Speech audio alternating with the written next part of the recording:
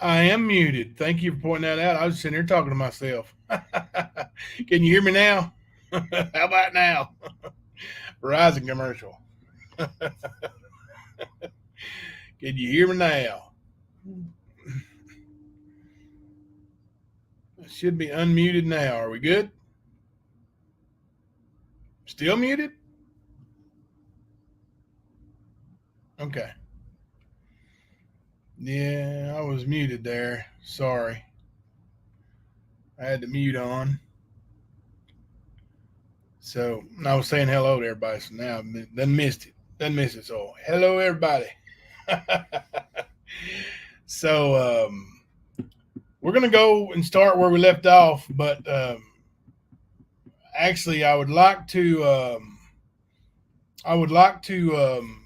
and I'll let you guys decide. Would you guys like to watch this video um, with the car evidence, the video that they speak of and claim that you see a Dodge Caliber driving by? And somebody pointed out that the video evidence would be in black and white, and you wouldn't be able to tell a black car from a white car. But lucky for us, it's in color. We can see black, blue, yellow, green, whatever. All good. So you guys do want to see the car evidence. Let's see if we see that Dodge Caliber. Yeah, we're going to see the psych expert. Actually, I don't know if that's going to come up tonight because there's quite a bit of the defense motioning and bench conferencing, and they actually bring up a bunch of stuff and then they say, "Oh, we didn't know we weren't supposed to say that." Like it happened several times. Yeah, they knew good and well. Um, but anyway, so let me pull up this video and we'll play it. The actual the funeral home video that shows the video's 50 minutes long, but the actual part of the funeral home part of it, where it shows the video of the cars going by and stuff like that, is only maybe 20 minutes long. So we'll go ahead and get started on that, and I will pull up. I'm going to have to go to my phone so I can chat with you guys during, but you guys can hear the testimony going on while it's happening. Let's see here. It's Detective Mike Cornett is on the stand while they're doing it. Let me pause here. Let me get this pulled up here where I can see you guys. Hey, who knows? Made it on time. Good deal. Good deal. All right. Let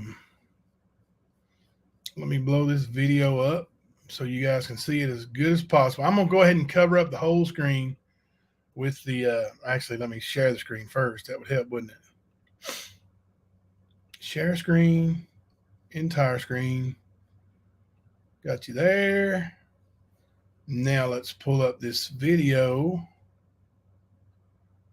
Good job, Mama's baby girl. I'm glad to see you here. Starting early helps, don't it? So we're going to blow this up. And I'm going to try not to miss anything here. Let's go ahead and get this started. Tom, go ahead. Mr. Cornett, you investigated, or in your investigation, thank you, Shay. I appreciate that. Mr. Shell was employed at a place called NECO. Is that correct? Jimbo is the man. He tells the truth. When we finish, we can get the link for your book. Yeah, I'll give you the link. CQIS? Remind me. Okay. And that he did work the week between the 17th and the 25th, right? No. No, Lee Miller said that he was not at work on the 17th, the 18th, the day before, or the day after, and the day of. So 17th, 18th, 19th. My question was about the whole week. He worked 2 shifts that week, correct? What does that I matter? don't know, sir. Okay. And he passed a drug test to be employed there, is that right? I don't work there, so I don't know. Okay. Passed a drug test to be employed there, is that right? I don't work there, so I was talking about this Everett's funeral home video before I had major computer problems. Just to refresh, we did go to the funeral home and get a copy of that surveillance video, right? Yes, sir, we did. Okay, so I'm gonna show you what I've got. Can I come around where I can see? Certainly, if you need to come around, Closer. is this going to be a video It is a that he video. needs to see? Yeah, please come around so you can see it. You may have to come way around. I don't know if I can see it, Dave, please. That's fine, that's fine. Can the jury see it all right? All right. We may need to move it a little closer. It's the whole TV, if we can. Move it closer.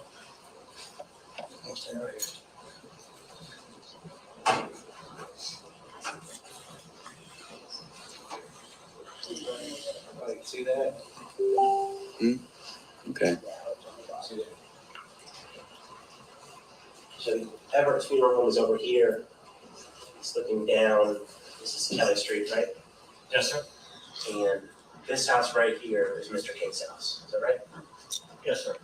I'm gonna hit play and let it run for a little bit. I don't know Make if sure you can we're see that without running me, the same video with it being as well. blown up like that. Hang on.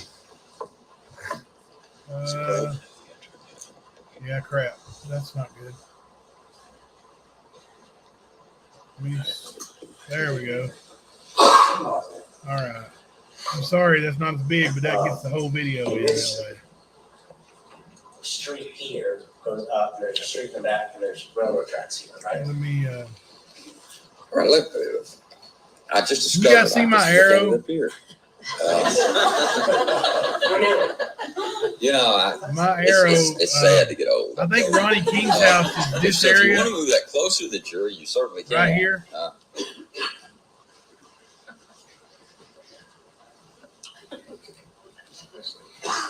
How's that? Everybody see it?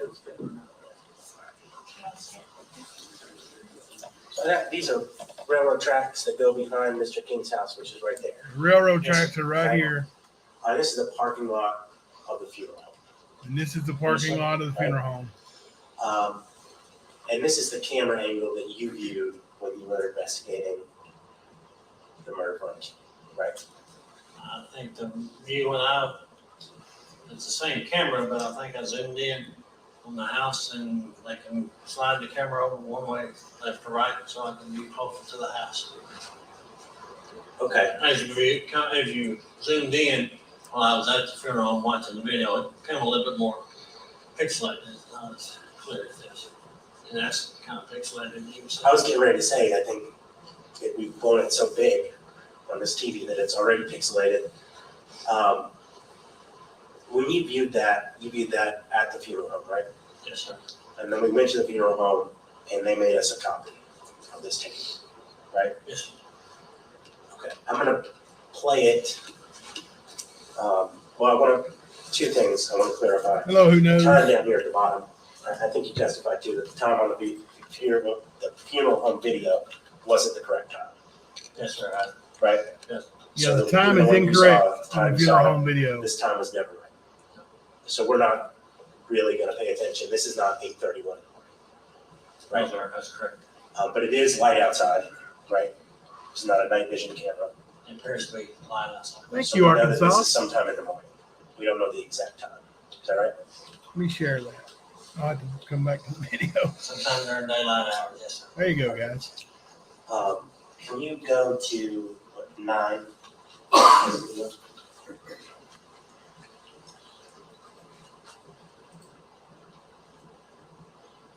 A little bit back, maybe start at 8:58, that's pretty fast. Don't you look up here?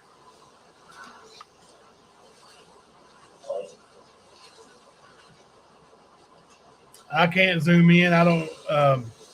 That's the best you can see. That's what the jury sees. You're seeing what the jury sees,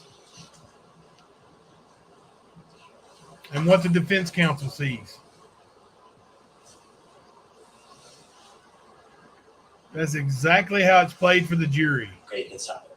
Did you see that plume of smoke come out right there? Oh, I didn't. Right there. He just asked for the plume of smoke. So right there is where you're supposed to see that car. It's right about 9:02. Let's back it up just a tad here. You'll hear him say right there, you see that plume of smoke? That's when they tell the jury the car goes by.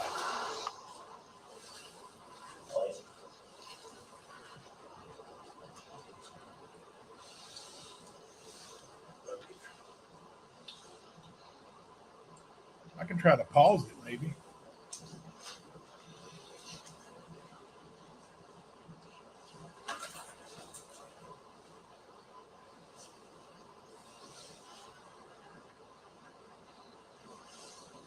Okay, you can stop it. Did you see that plume of smoke come out right there? I only saw one car come from that direction. Let me back it up.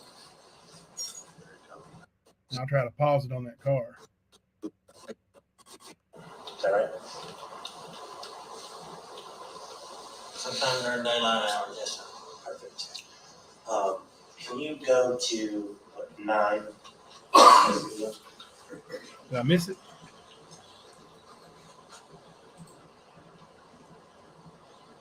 A little bit back. Maybe start at 8:58. It goes very fast. No, I went too far. Don't you look up here? Better too far than to miss it.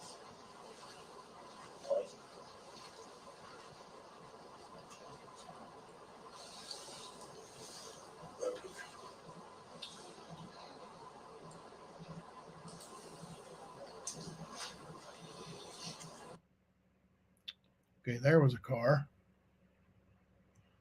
Let's see if I can back it up just a hair. See, I got 543 on my video. Let's see, 542.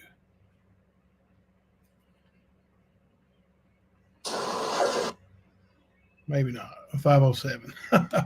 I'll try to pause it on 502. I'll swell it back up here for you guys. Hang on. I'll try to blow it up now and see if we can. This is about as far as I can get it there. Crap. Can you go to 9?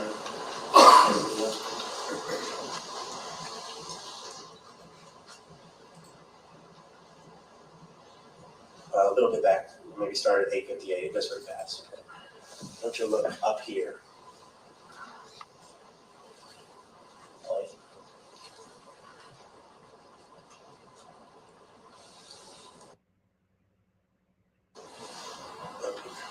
We'll see. I'll try to freeze it and then blow it up.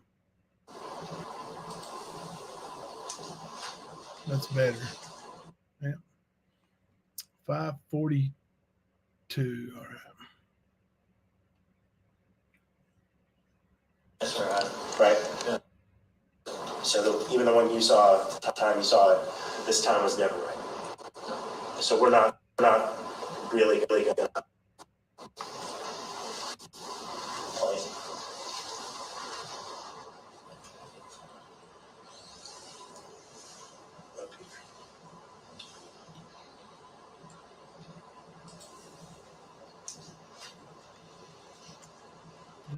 I didn't pause, damn it. I'm bad at this. Can you go to 9?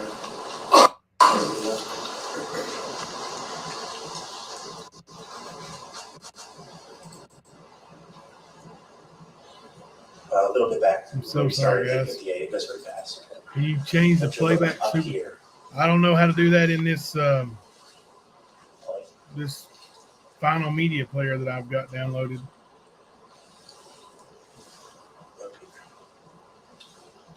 I may be able to do that if I upload it to YouTube. All right, there's 541. There we go. Let's see. I don't know if you see that car or not. Let's see. It went by quick. Let me see if there's some way I can slow that down. No.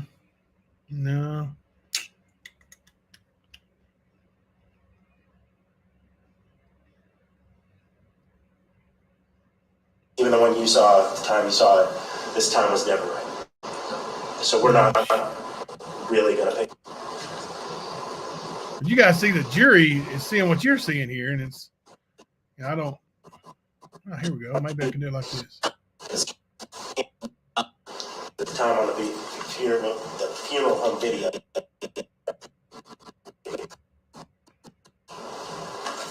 It's 5:46. All right. He says pause it right there after that 5:42 mark. Okay, That's when he sees a plume of smoke. saw it. This time was never right. So we're Righty. And then, did you see that plume of smoke come out right there? oh, I did. Okay, go back.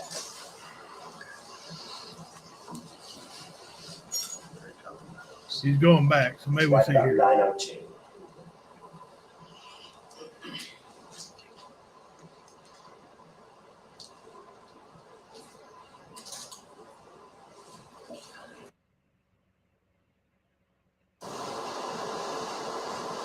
There. There you go.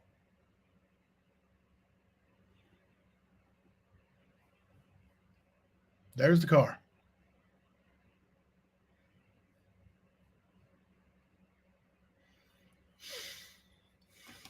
There it is. Think that looks like a 2012 black Dodge Caliber?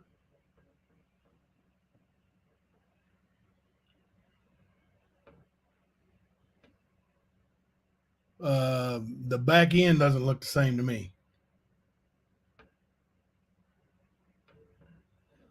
I'll see if I can get a screenshot of that too. And we'll see if we can.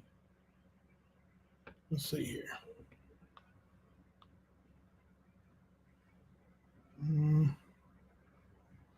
I can make this bigger. If I can get a screenshot, we'll try to compare. Aha.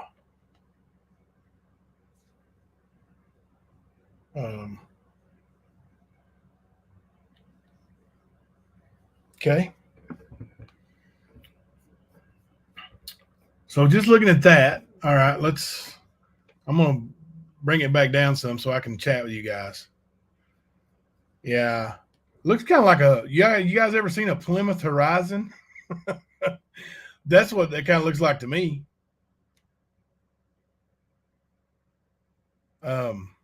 It could be any number of cars. You're right. But yeah, to me, I don't see that being definitive either way. But all they had to do was create reasonable doubt, because there wasn't Ernie on trial; it was Shelby on trial. So all they had to do, why was law enforcement looking into Dixon's white Mustang if the car is black? Well, because law enforcement wasn't looking into Ernie Shell; they were looking into Kevin Dixon. And this story about the car being taken from his girlfriend or whatever, she didn't come up with that story until 2 or 3 years after Shelby was arrested. I'm going to try to compare here what I can do. And it's just going to blur it more when I blow it up more. But yeah, the back end, if you'll see the like there's a angle on the back end of that. Yeah, I did see a white car to Arkansas, so I thought so. But Dixon's car was in his driveway with the transmission or something out, he said, but he was driving a Jeep Wrangler or something at the time, some kind of Jeep. But yeah, that's, if you see the arrow, like that comes at an angle. The back end of that car goes at an angle. Now let's look at the Dodge Caliber and see. We looked that up earlier, so let me look that up again and see. It's kind of a rounded. We won't look up black because it doesn't matter, but it's kind of rounded there.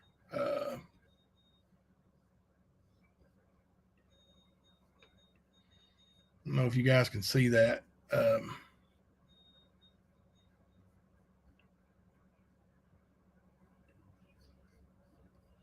Let me see. Let me go with my phone and look. See if you guys see what I'm seeing there. All right. Yeah, you can see it. So you see that car is kind of a round. I don't think it looks the same to me. It might. I guess objectively looking. Did you say my It's name? been no, honey, I didn't. But and it was definitely a 2012. There's another side. See, it's kind of rounded. I guess it could be looking like a slant if you look at it that way.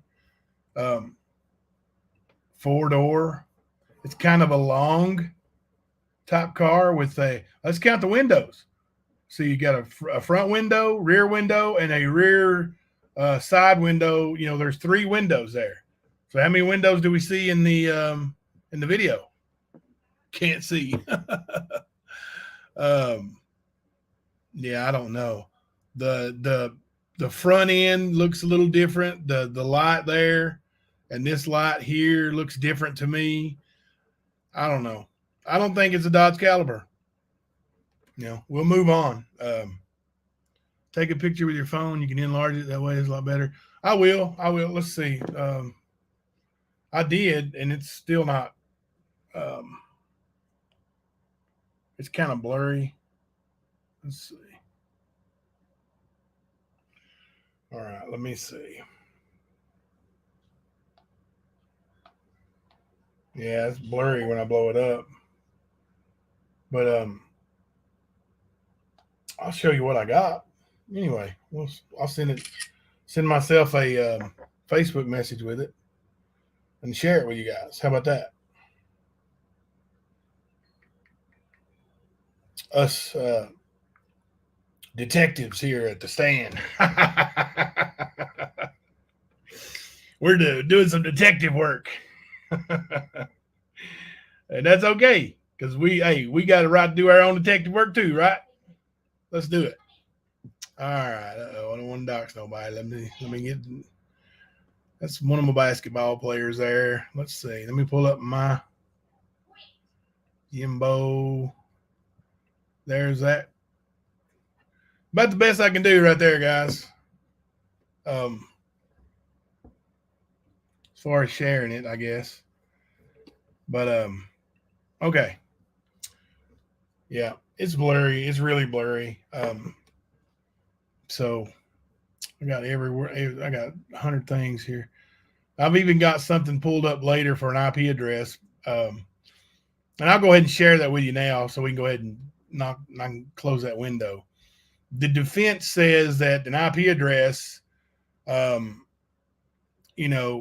use Shelby's IP address from his phone, and it comes up with something completely different. Or I'm sorry, it's way different than Everett's, Kentucky. Okay. So I'm in London, Kentucky, and I put in my IP address. And can you see where it says I'm at? Barberville, Kentucky.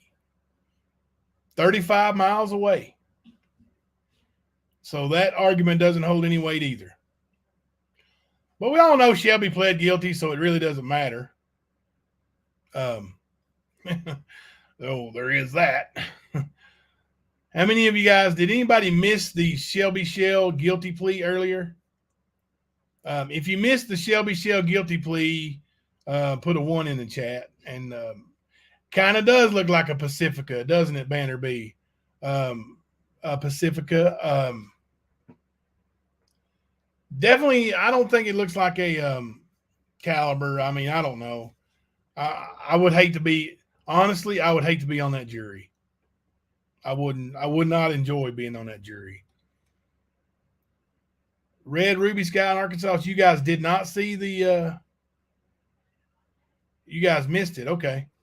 Missed the Shelby Shell guilty plea. Okay. Well, we'll play that right quick, because I think that's important. We'll play that, and then we'll start covering, go back to the trial part. Okay. All right. Let's, what in the heck? Okay. I'm confused by looking at the YouTube instead of StreamYard. I'm so confused. All right. Here we go. And we're resuming the plea that we took a break a moment ago from. So we're moving now to 13 CR 00076. Beginning with that one, Mr. Shell, with regard to count one of the indictment in that case, murder, which rather it's been amended to complicity to murder, which is Class A felony. How do you plead? Guilty, Your Honor. All right.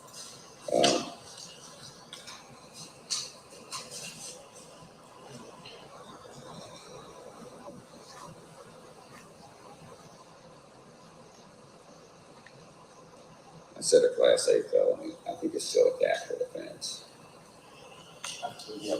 It's still a capital offense. It says Class A on here, but it's still capital.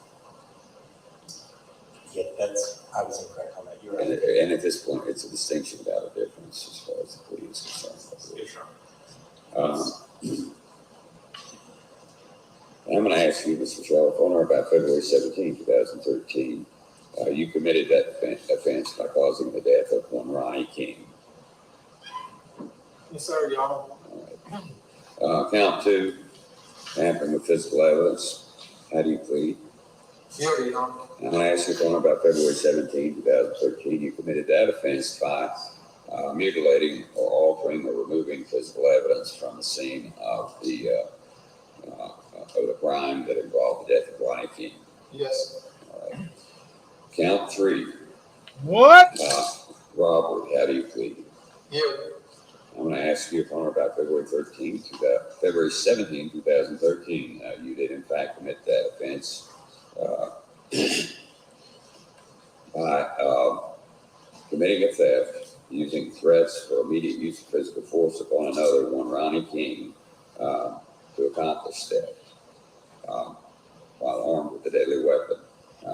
Yes. Did you do it? Yes. All right. Count four, kidnapping, also a capital offense. How do you plead? Guilty. I want to ask you, if on or about February 17, 2013, you committed that offense by unlawfully restraining Ronnie King. Guilty. Did you do it? Yes. You did do it. Okay.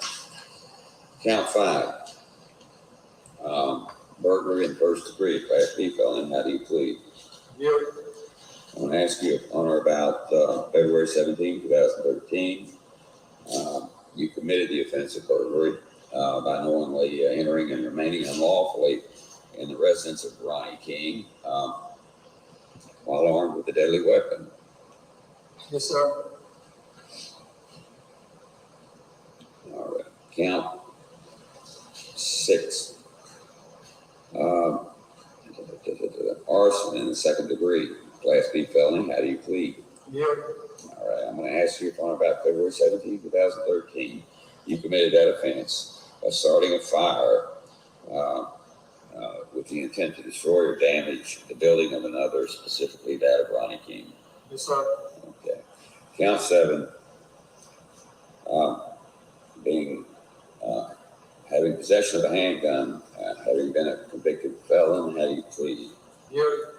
And I'm going to ask you, if you did possess a handgun on February 17, 2013, after having been convicted of a felony. Yes, sir. Okay.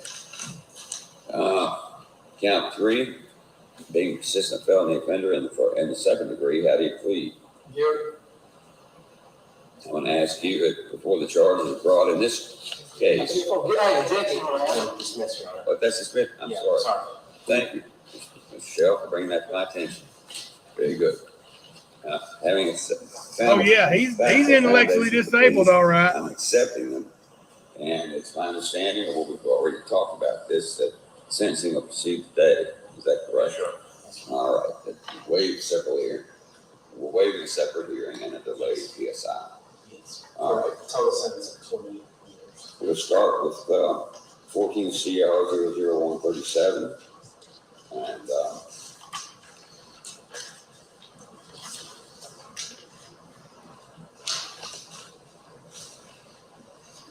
so trying to read your items. It's just 12 months on all, 1 through 10, and then counts 11, 12, or 90 days, and then it's all concurrent for 12 months. In that case, on counts 1 through 10, you're sentenced to 12 months in the county jail. Yes, sir. To run control. Yes. Is that correct? And counts 11 and 12, 90 days in the county jail. Are all these counts running concurrent? Yes. All right. So that's the sentence. 4 costs away, that's the sentence in 14 CR 00134. Now moving to 15 CR 00076.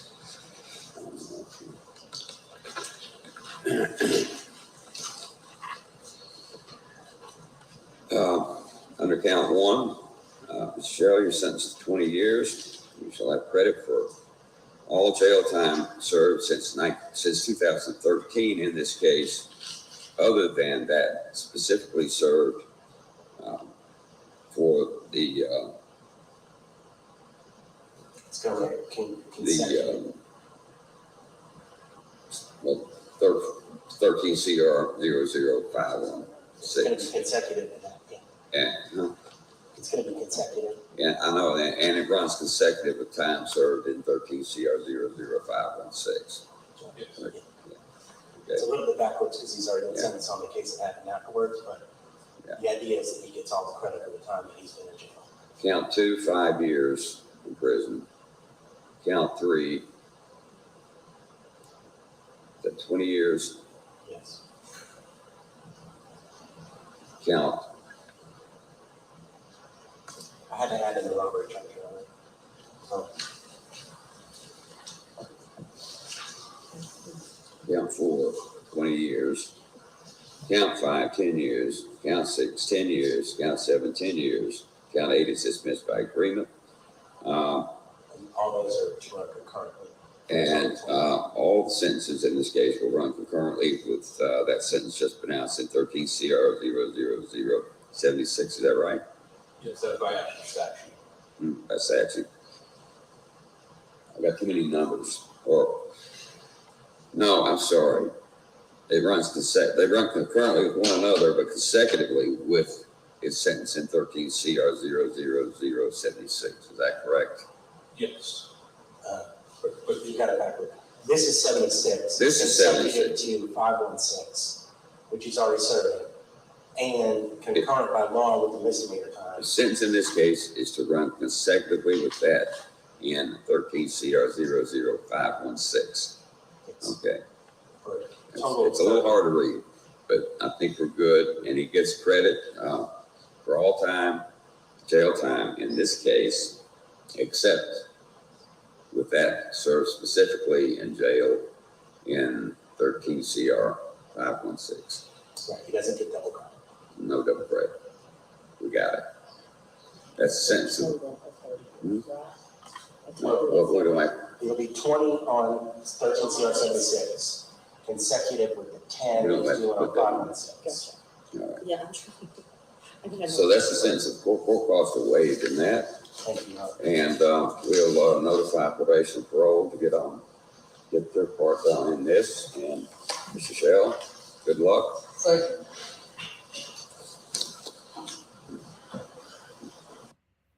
Yeah, we're not going to watch him go over there and celebrate and hug. That's disgusting. So before we go on with the trial, you guys want to discuss a little bit? There were some people who didn't see that earlier. Ernie's the oldest in the family, Bama Truth Seeker. Ernie's the oldest in the family.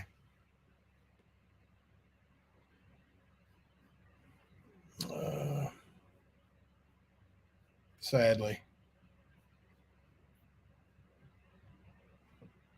Yes, this is Ernie's younger brother.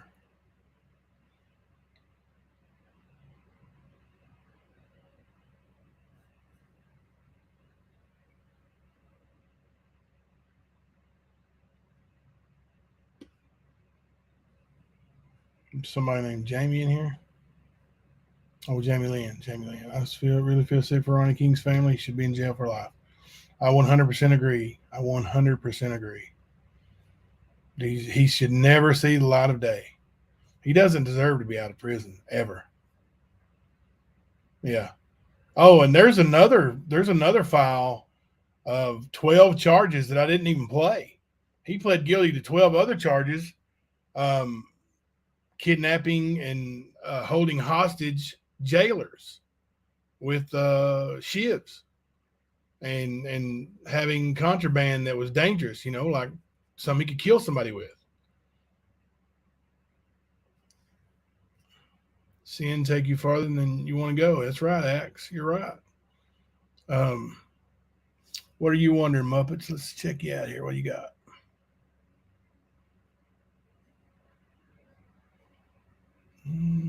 What'd you say, Muppets? All right. Let's see. Was Shelby ever asked how he left the scene of the crime on foot in a car? Well, he's always denied it. So, I don't know. I don't know if he was asked that or not. He's always denied it, until just right there when he pled guilty and they didn't ask him. So, there is video of a person walking down the railroad tracks by themselves. And it's a skinny guy. I mean, I probably got that picture somewhere. I sent it to somebody. Let's see. Let me look, see if I've got it real quick. But there's a photo that was used that was taken from the guy walking over the train tracks. Yeah, that guy's also walking through the funeral home parking lot. And you can't really tell who it is. It's a really thin guy wearing a hoodie. I mean, it's February. So let me see if I can find it.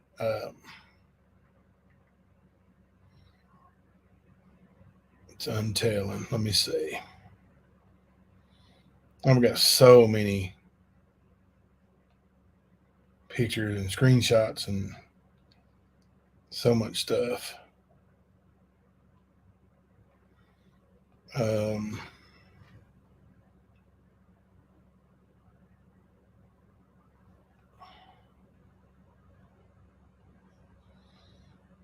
Yeah, I know I sent this person that picture. So I'm looking in the files and videos and see if I miss anything. Did he come to my house after he demised the poor man? Yes. I mean, I don't know how soon it was, but that week between the murder and Brother's Day, he tried to sell me all that stuff. The stuff that he said Ernie gave him on Brother's Day. So that's how I know that, Ernie didn't give him that stuff on Brother's Day. And Shelby swears that there's video of him giving it to or Ernie giving it to him, but I know better than that. So let's see that video. I'd like to see that video. Produce it. Every time I say something, they want to see receipts, and we show them. So let's see that video, Shelby. It's in your motion of discovery, right? Let's see it. Do you guys? Oh, we haven't played it yet. We're going to go over the trial here in a little bit. You guys will see. Hopefully, we get there tonight with the with his jailhouse interview. Did he ever tell you, Jimbo, how he went there? Wasn't with his wife with him? He never told me how he got there. No. But I'm sure that that's how he got there.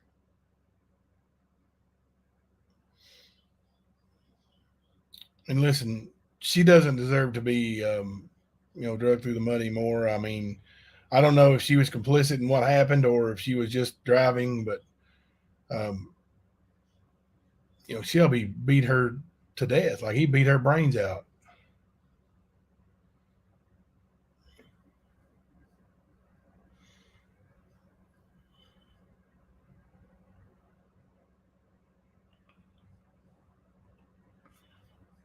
I really hope not.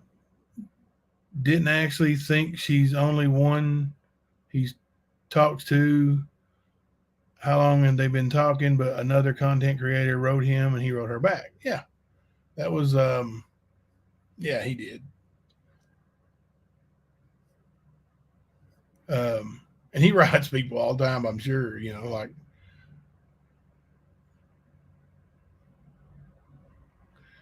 Arkansas 100% believes he had Earn help him after the fact. And they want him to walk. Yeah, they want him to walk.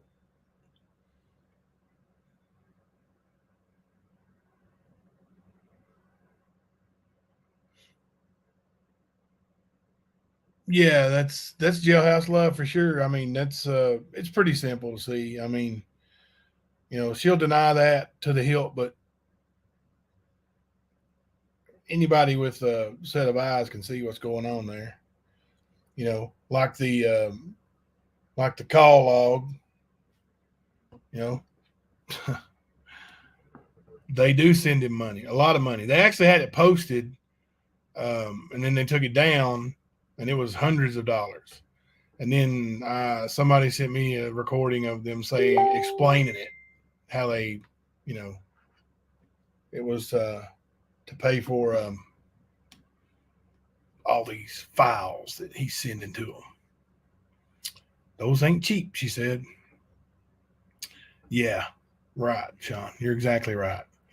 So I'll find that picture of that guy, the lone figure or whatever. It's in the evidence, and we may see it here pretty soon in the trial. Let's go ahead and start on the trial, and we'll start that. Let me go back to where we left off yesterday. I've actually named these files so it'll be a little bit easier. So right after my testimony, they have a bench conference, and the bench conference, pay attention, it's about a gun. Are we still screen record? Are we screen? Yeah, we still are screen sharing. Good deal. Good deal. Good deal. Here we go.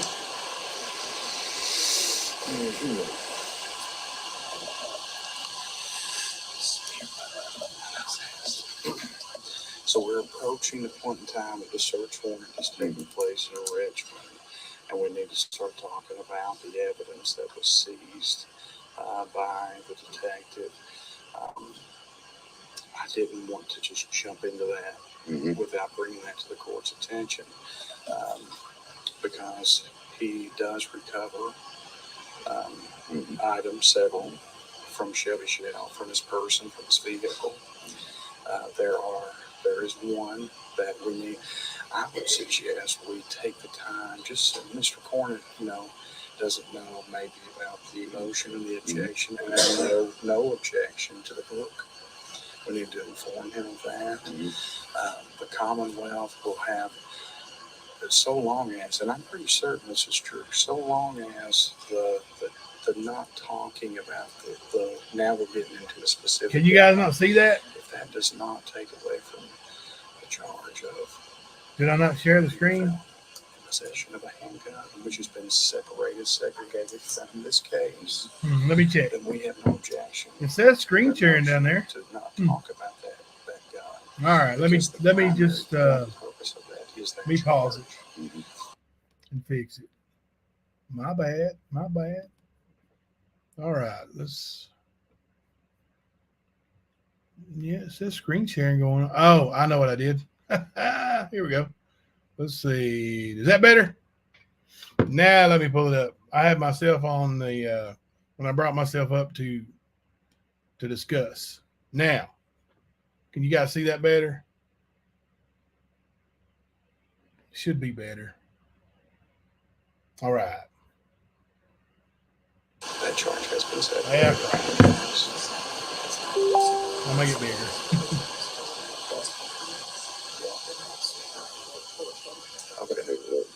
She said if it's not admissible in this phase by agreement, that it may be admissible in the next phase. The actual gun. Yeah. Now we've talked about guns and stuff, but we're not going to talk about this specific gun. But we need to tell this witness, we need to tell the witness all this stuff. So we don't, So we need to take a we brief. probably need to take, I'd say, Judge, I would say probably 20-minute break, 20 to 30-minute break. I need a break. I'm out of water. Water? I'm out of water. Yeah. I know. Okay. Let's take let's take a 20-minute break. All right? Okay. All right. Right. Okey-dokey. Pokey pokey. Next file. And we're gonna play every one of them. Ladies and gentlemen, once again, there's something we need to take up outside your presence and discuss. So we're going to take a 20-minute break. Be back in 20 minutes. Same No, Hattie admonition. T, I never used that gun. I bought it off a report back friend and to never me if fired. anyone tries to talk to you about the matter. In this case, don't form any opinions because all the evidence is not in there.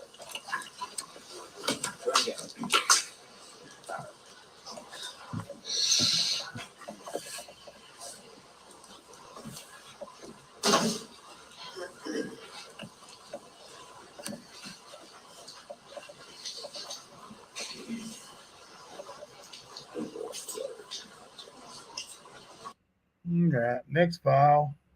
Short one. Back on the record, there's something we need to take up now before we get the jury back in here. Yes, Your Honor. All right. I'm already. 8 seconds. Yeah. We're not gonna hide anything though. Here's the interesting bench conference. Pay attention. We have an issue with walkie-talkies. It's not really an issue, but it's contained within another piece of evidence. And rather than just simply direct him to take those walkie-talkies out, we wanted to put it on the record that there's an agreement to take those Want to be walkie-talkies. considered. Yes, and he's going to remove them from that piece of evidence, and we're not going to discuss the walkie-talkies. Okay. We're not going to discuss the firearm, and we're going to reserve the gas can until after, not this witness, but the next witness. Okay, admonish about walkie-talkies. There's an agreement that they're not to be considered, that they're not relevant or what have you. Okay. Correct. And then we're not even going to mention the, Correct. and then we're going to, will The the next cans phase. be even mentioned at this point in time? The gas can, we're going to bring it, we're going to try and admit it, but we're going to wait. We have a witness. I mean, right Not now. right now. Okay, all right. We can take care of that then. And May the witness go ahead and remove, the defense counsel agrees to this, correct?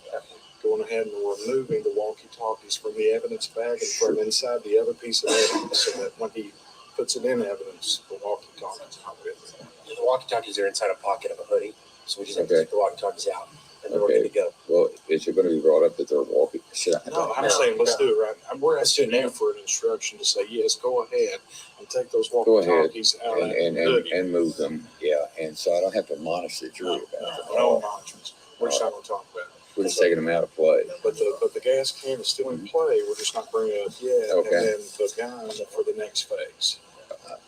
For the next phase or Next whatever, phase. yeah. Yeah, but it's not in this phase. No. Very good.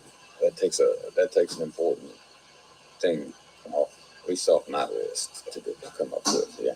Okay. I'm trying to make it easier, but we wanted to make it on the record. Well, I think that, yeah, and I think that's a good decision. All Right. Here's right. short one. All right. Nope. 2 minutes, 22 seconds of absolutely nothing. No, just a minute. No, just a few minutes. Judge, what piece of evidence are we at this court now? What number? Oh, what exhibit? 8 was last. This would be exhibit 9. I think we're up to 9. Yeah, we're up to 9.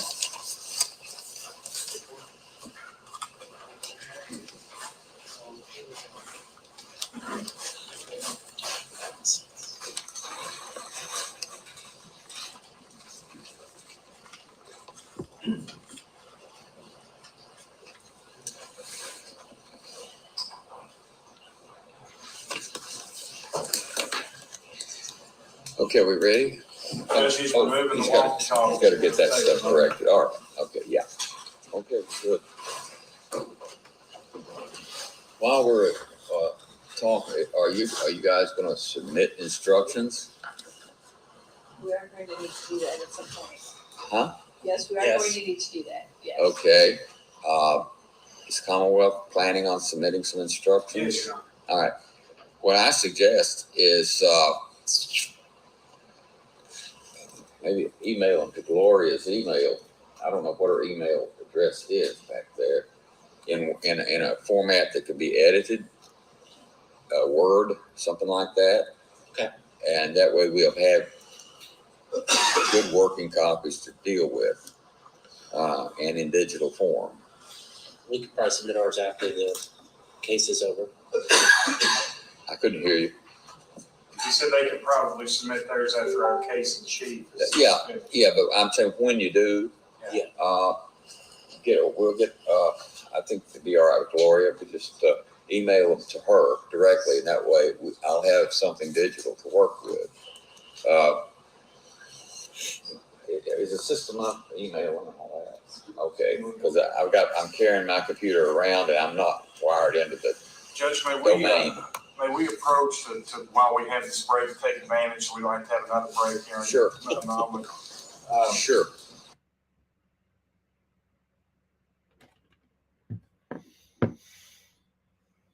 All right, let's see. This is now he sends them out for the recess for the Concerning day. scheduling, Uh-huh.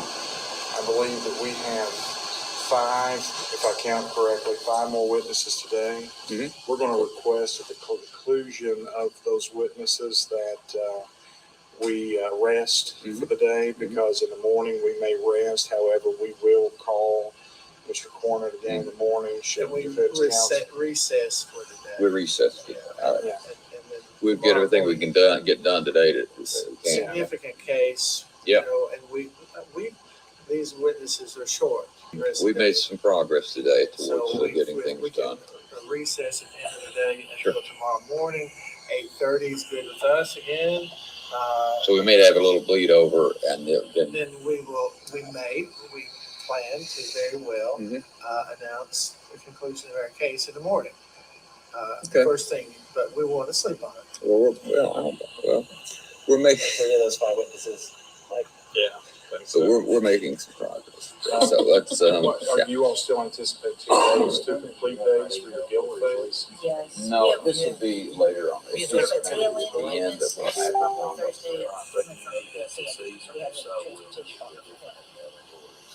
It'll probably be tomorrow. Okay. No. We had these 2 that were recognized for Wednesday. The 2 experts are probably the ones. I like the coded. Okay. All right. Okay, just a second. I am on Instagram. I don't really get on there much. It's Jimbo KY. The walkie-talkies. I don't know if Kemper would know about it or not. I didn't know about it. I had never heard it before. Somebody else actually mentioned to me that watched it, and I was like, what walkie-talkies? What are you talking about? So I'd never heard it before. I don't know. Why would I think the wife and not Ernie? Because I spoke to the wife after Shelby was arrested. She asked me to buy Shelby underwear for jail because he needed solid white underwear for whatever reason. I don't know.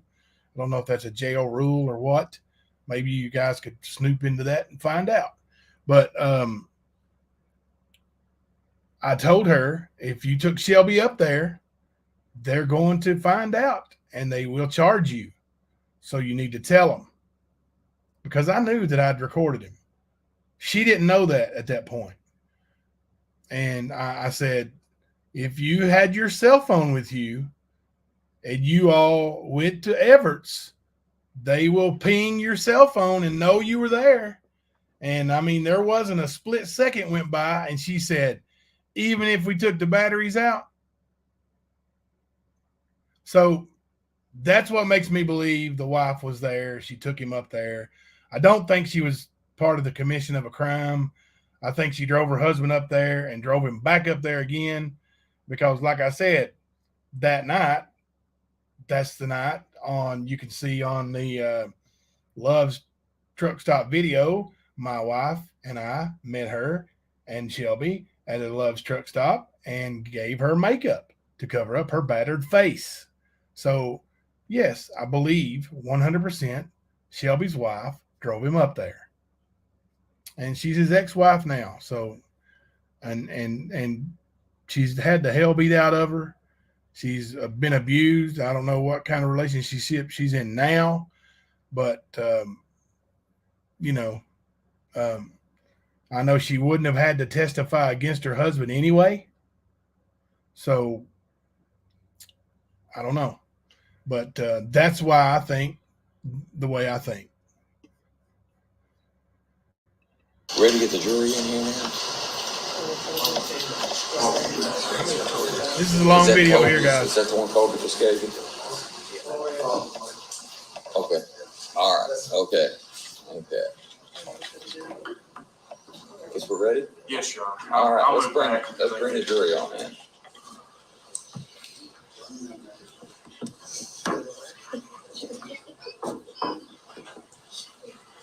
Okay.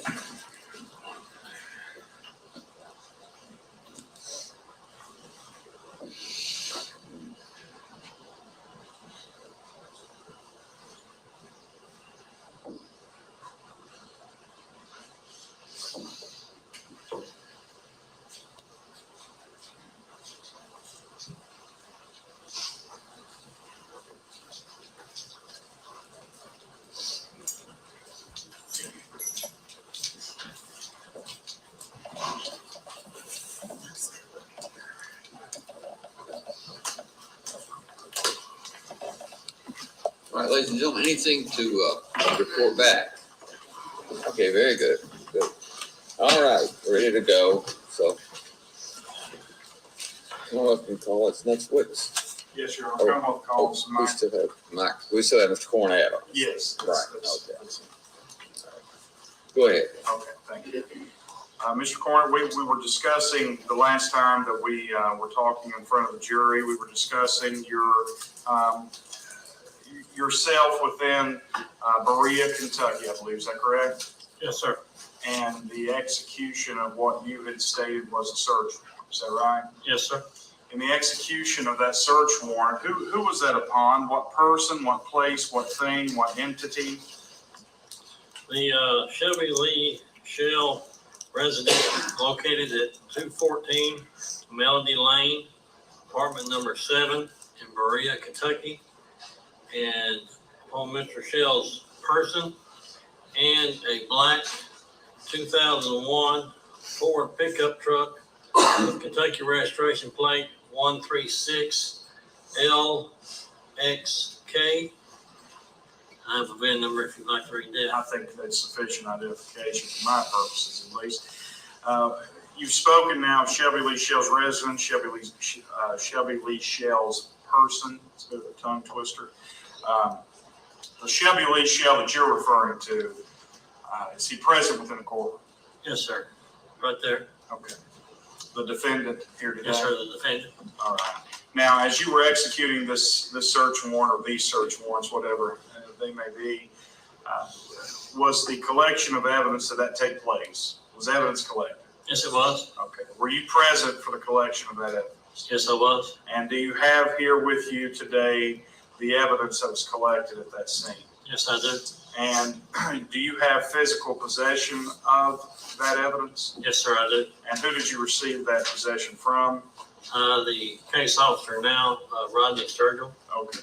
Could you please retrieve that evidence, sir?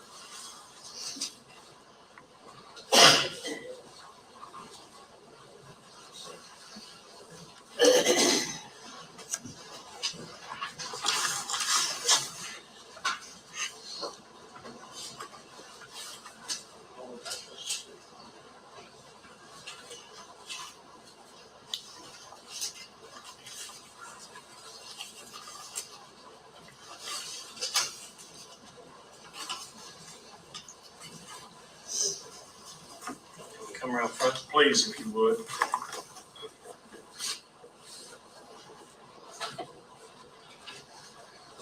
You want to identify these the way we did before? Yes, Your Honor, that would be my request. I'm not yet seeking their admission, but I would request that they be marked as Commonwealth's collected 9, first being 9.1, second 9.2, and moving forward in sequence thereafter. We'll start identifying them as Commonwealth's collected exhibit 9, and we'll start with 9.1 as we did before. If you could describe what this is, okay, what the item of evidence is and where it was collected. A gray sweatshirt from the truck located in the passenger seat of the truck. You want me to open it up? No, you don't have to open it up right now, but defense counsel and I had a discussion earlier. Just want to go ahead and state on the record, the opening up of the evidence, once admitted, that is something completely within the domain of the jury. They may do so. So they can go ahead and open those up once they have the evidence within the jury. Do you have a 41 for that gray sweatshirt in the passenger seat, sir? Yes, I have the evidence form here for all the items in this box. Okay. You want me to So read through the item? if you would just state that the items that you're about to talk about, you have the KSP 41, that may be sufficient. Yeah. Okay. Do you have a 41 for everything in that box, sir? Yes, sir. All right, let's just keep going then. Okay. You don't have to read for the box. If you would just show what it is when you grab it from the. Okay, black jacket, found inside the truck.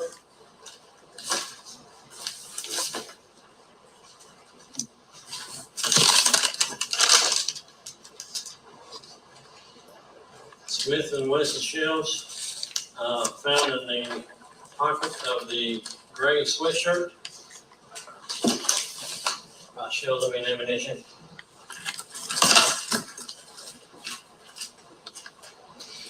This is a pocket knife box from the pocket of the seat behind the driver's side.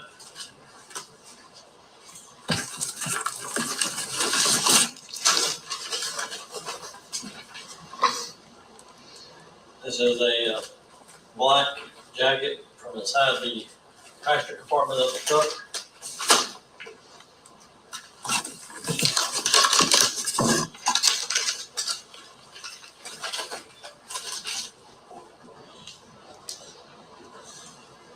It's a plastic bag containing keys, water, wallet, lottery tickets, a knife,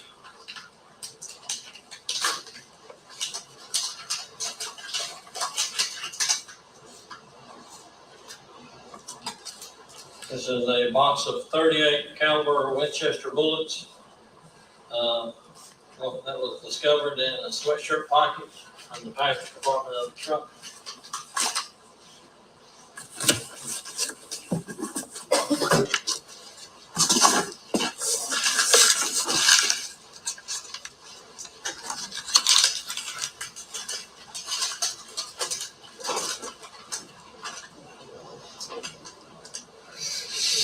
This is bullets from the passenger side door of the truck.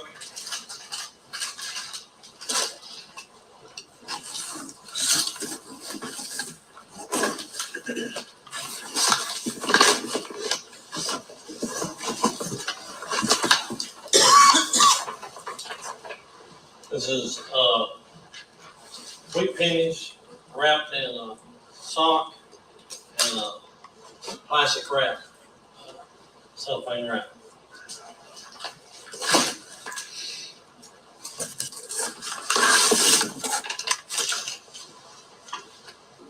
This is a black sweatshirt and gloves recovered from the passenger compartment of the vehicle.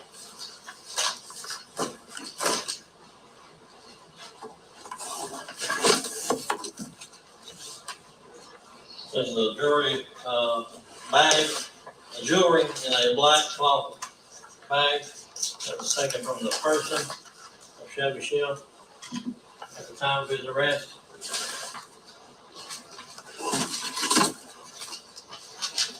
a white Samsung cell phone, taken from, Mr. Shelby Shell. That was on his person at the time of his arrest.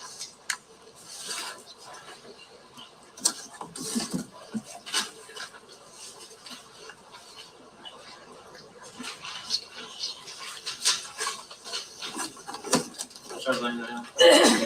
And the items that you just described and placed on the ledge here in the courtroom, those are the items that were seized by you in the search warrants that had previously been talked about through your testimony. Is that correct? Yes, sir. Okay.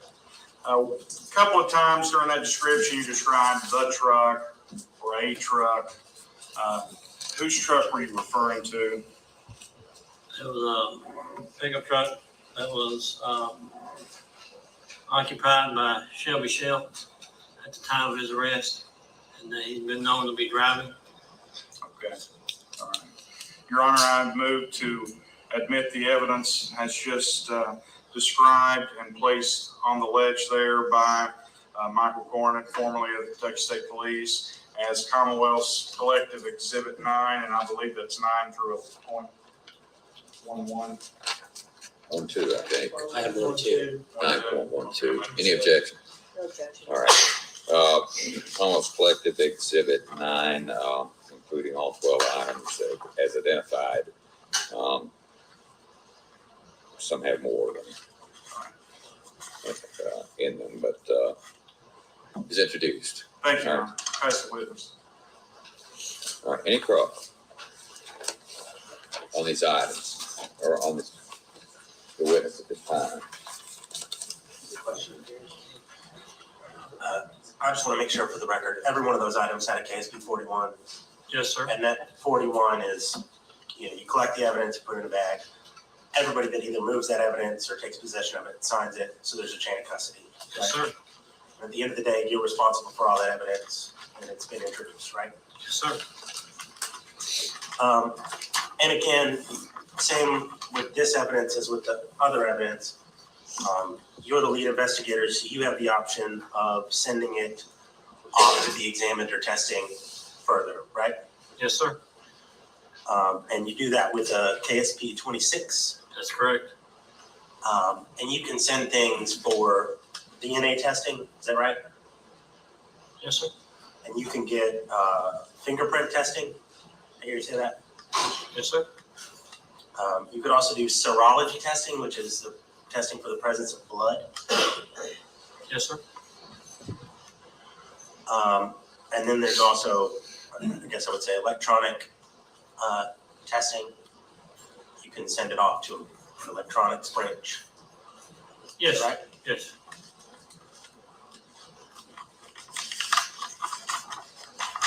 And as a lead investigator, you would be the one to decide if that's sent off for testing, right? Yes, sir. I don't have any further questions. No? Your Honor, if we could, I got 9.11 here, I didn't get 9.12, so. Oh, maybe I got 12 altogether.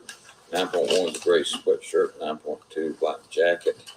The last thing the clerk wants to do is not have an exhibit, but I've got 9.11, so. All right, and 9.3 Smith & Wesson shells, 9.4 pocket knife box, 9.5 black jacket, 9.6 plastic bag with stuff in it, 9.7 38 caliber Winchester shells, 9.8 bullets from passenger side door of the truck, 9.9 wheat pennies, wrapping open, 9.10 black sweatshirt and gloves, 9.11 jewelry bag taken from defendant's person, 9.12 cell phone taken from defendant's person. Those are the ones I have.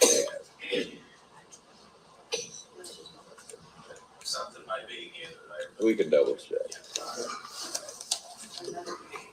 Okay, There were 12 items. right, I've got 12. Well, Judge, I would suggest at this point in time, we go ahead and ensure we've got what we think we have there. I know I had 9.11, Burke had 9.11. Could we just simply count the actual items on the Okay, list? yeah, sure. and trying, Mr. Corn. Sir.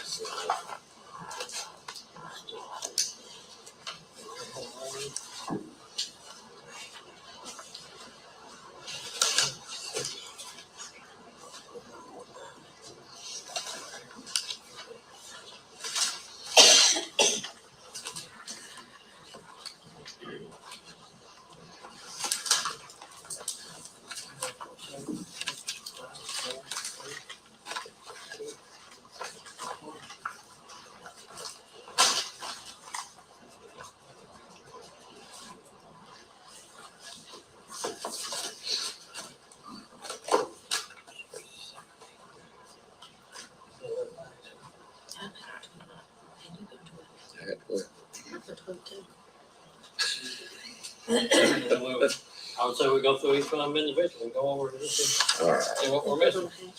okay.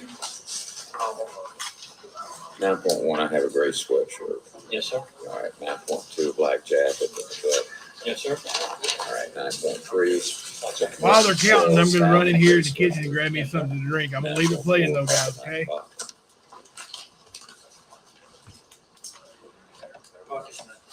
All right, here it is. Is that 12, Travis? It's 9.4. Okay. All right, done.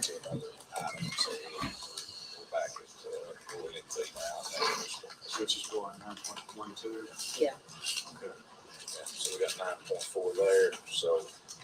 Yeah, 9.5 is the black jacket 9.5, black jacket. on the passenger side of the truck. 9.5 on here is a plastic bag. That's 9.6. That's a great. 9.7, 30 accountable interest reports. Here's 9.6. This. 9.6, plastic bag with keys, wallet, lottery ticket. This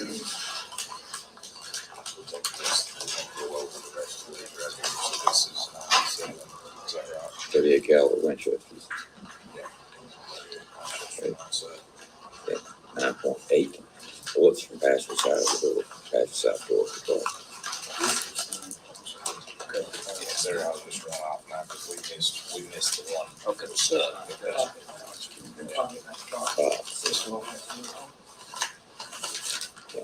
Took it off. What is that? Black jacket from the side. 9.5, It's Well, we 9.2. have two black jackets. We have a Um, 0.2 black jacket. Yeah, 0.2 from the side. Well, 2 is just a black jacket from inside the truck. 0.5 is a black jacket from the passenger This side of the truck. Sorry, guys. You're okay. that's all right, take your time, we'll get it right. Definitely not that. There's some No, 9.6, 9.7, This should probably be alpha number, right? 9.8 from passenger side door here. 9.9, we finished wrapping solid cellophane wrap.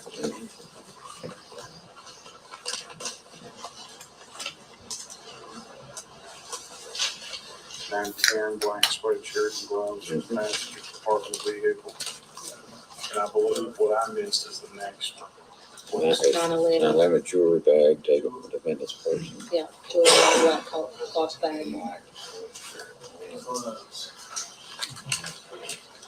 9.10 is the black sweatshirt and gloves from the passenger side. The 911's a jewelry bag and the 912 is the white Samsung. Yes. That's right. That's it.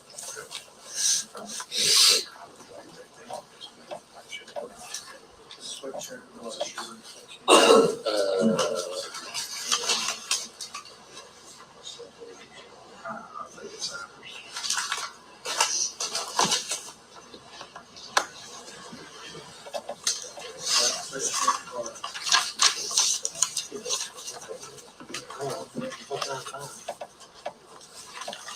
Nine times a black jacket inside passenger compartment of the truck.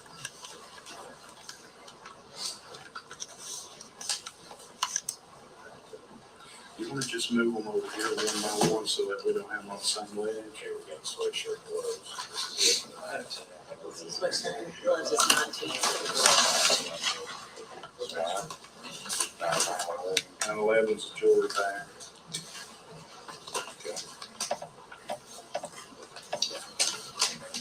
And the 912 is a wife that comes to themselves.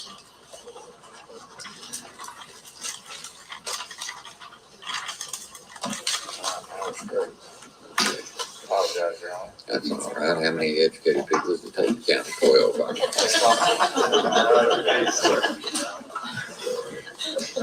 All of us, it took all of us. Am I done? Am I done? Yes. I think you are subject to recall. Or subject to recall, yes. You're done at this How's everything else done? Commonwealth calls Benjamin Garrison. Benjamin Garrett. Benjamin Garrison is a forensic expert. Right, sir, would you raise your right hand, please? Do you swear or affirm any testimony you give in this trial will be the truth, the whole truth, and nothing but the truth? I do. Thank you. Have a seat. Please speak loudly and clearly so we can all hear you. All right, Mr. Boggs. Good afternoon, Mr. Garrison. Good afternoon. Please, for the record, spell your full name. Spell it? Sure. Spell it. My name is Benjamin Garrison, BenjaminGarrison. Mr. Garrison, where are you employed? I'm employed at the Kentucky State Police Central Forensic Laboratory in Frankfort, Kentucky. And how long have you been employed there? I've been employed there since 2005. And in what capacity are you employed with the Kentucky State Police Central Laboratory? My official title is Forensic Scientist Specialist 2. I work in the trace evidence section. My duties consist of analyzing things for ignitable liquids, analyzing things for gunshot residue, and identifying general chemical unknowns. What kind of training do you have for that job, sir? I have a Bachelor of Science in Forensic Science from Eastern Kentucky University. I completed the Ignitable Liquids training program offered by the State Police Central Forensic Laboratory. I've also completed courses in Ignitable Liquids analysis offered by the ATF and the FBI. And do you testify regularly in courts within the Commonwealth? I've testified a number of times, yes. In the course of your work with the Kentucky State Police Central Laboratory in Frankfort, Kentucky, did you have the occasion to, upon the recommendation of Case Officer Michael Cornett, examine for forensic examination some items? Yes, I received items submitted by Mr. Cornett. And how were they submitted to you? I received 4, let me check one thing real quick. Okay, all the items that I received were aluminum cans that were sealed with evidence tape. And if I ask you to identify those that have been admitted as Exhibit 8, could I do that, Your Honor? Mhm. Yes.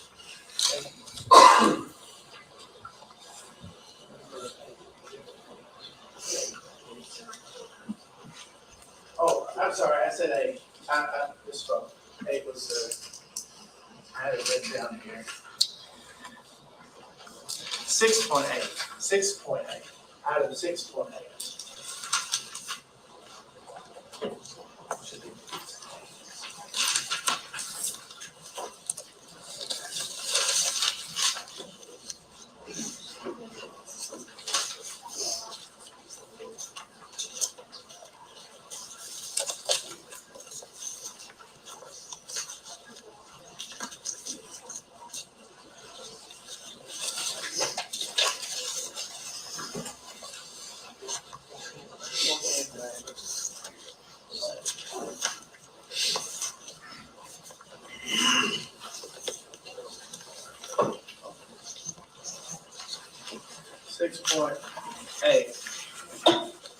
This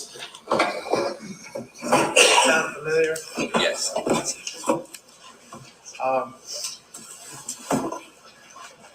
Need to open these. Anybody got it?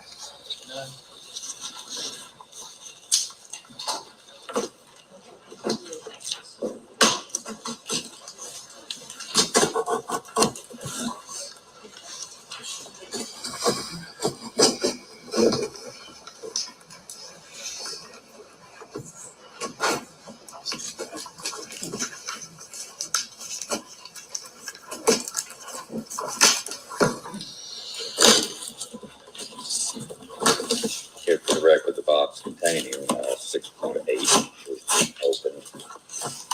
Could you look inside, sir?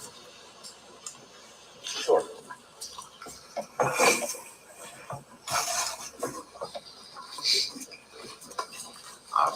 Would you retrieve what's inside for the jury? Give you a second there. It will. Do you recognize those cans? I do. The ones I can see right off the bat do contain our laboratory identifying stickers and seals that both have my initials on them. So they're sealed Yes. and Would you like they're, me to spread them Number. out or well, if you want to, you can set them up there too. just so I can see it? They're sealed and numbered, and they're from your laboratory. That is correct. And there's been testimony that they were collected. Where were you told they were collected? Let me just make sure all of these are still sealed. Yes, all the cans contain our labels, my seal with my initials. And where were they from? You may want to look at your report. Yes. I think your report. Okay. I received these cans. They were listed as being samples taken from ash from the living room, ash from couch in the living room, ash from bedroom, ash from chair and computer room, and the last one was a burnt shirt off body. And where that was, I guess, collected at the autopsy. That would be my understanding, yes. You examined all those items. I did. Now, you examined them. Could you just briefly tell the ladies and gentlemen what the process is involved in this Sure. examination? The first thing we do is we need to, any ignitable liquid is going to be volatile. It's going to be something that evaporates easily. And with something like charred debris, the first step is to take the ignitable liquid residue that may or may not be there and remove it somehow from the debris so that we can analyze it. The way we do that is with something we call an activated charcoal strip. It's a small Teflon strip that's coated in activated charcoal, which is an absorbent that's not unlike something that might be in like an odor eater or anything you might use around the house to absorb odors. We suspend that in the top of the can and seal it back up. We place it in an oven overnight to heat the sample and get the volatiles that come off of it, and then they are trapped onto that carbon strip.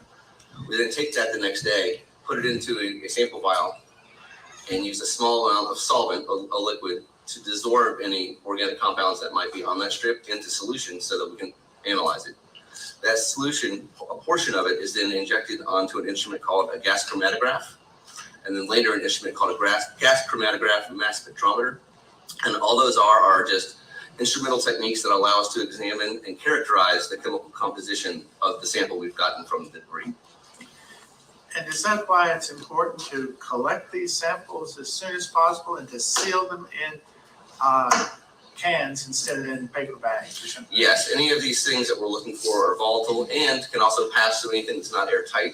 So that's why it's important that the collected samples be placed in an airtight container. Now, in terms of your analysis of these items, when did it occur? What month did that occur? And the date of completion? Date of completion for these items was March 12th, 2013. Now, what were the results and conclusions of your testing of these 5 items located at the King home? There were no ignitable liquids identified in items 1 and 2. This does not exclude the possibility of ignitable liquid being consumed by the fire or evaporating. Items 1 and 2 were ash from the living room and ash from the couch in the living room. Item 3 was found to contain a light isoparaffinic product.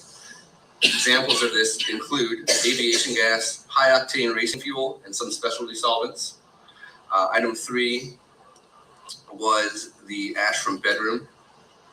And items 4 and item 7 were found to contain gasoline. Item 4 was the ash from the chair in the computer room, and item 7 was the shirt off body. So we're clear. You found identifiable ignitable liquid residue in all these items, And except, go ahead. yes, I found ignitable liquid residue in items 3, 4, and 7. Now, are you certain of that? Yes, to And the degree of scientific certainty that the ignitable liquid was identified, yes. is this something that could only be determined in a laboratory? It's something that to this degree of characterization would require analytical laboratory instruments, yes. For instance, if you were on the scene and looking at the fire, would this idea that there was some sort of flammable liquid or something on the products, would that be noticeable with certainty, scientific certainty? No, not necessarily. But what you did is scientifically certain. Yes. Gasoline, And what we call a light isoparaffinic product, that is just a category that includes things like handheld lighter fluids, indoor lamp fuels, and things of that nature. that's all. Thank you. Cross.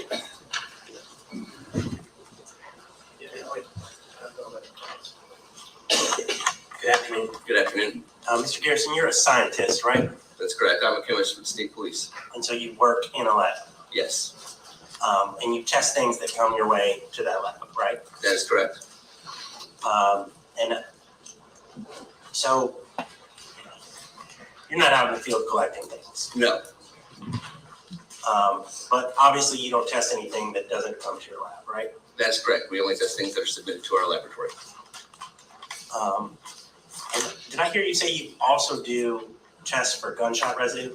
I do. That is another discipline that I work in.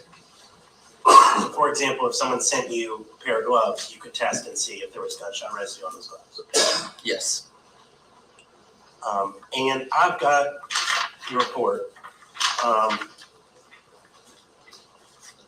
This may seem like a simple question, but you said item 3 has the isoparaffinic product, Correct. and then items 4 and 7 were gasoline. That is correct. Okay, so when What we was your start last, with item 4 and 7 were what? were gasoline. Okay. Are both of those considered accelerants?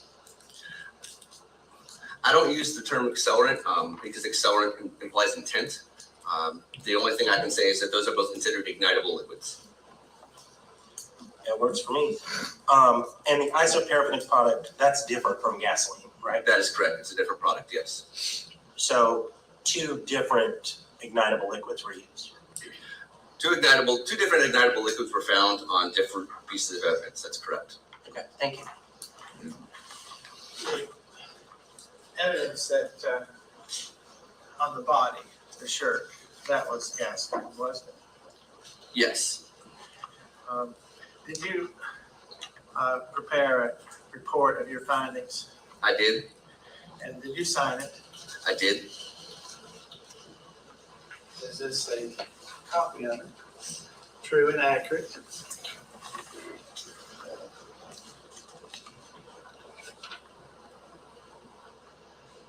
It is. Your Honor, Commonwealth moves to introduce this as Commonwealth's Exhibit 10. Is there any objection? No, Your Honor. All right. Introduce Commonwealth Exhibit 10. Thank you, Your Honor.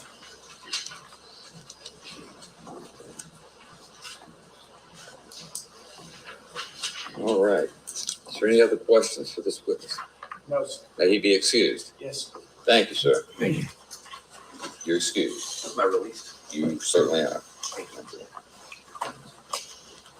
Well, that old boy's been released. Hot All dog. right. Now, you guys ready for a bench conference on the gas can?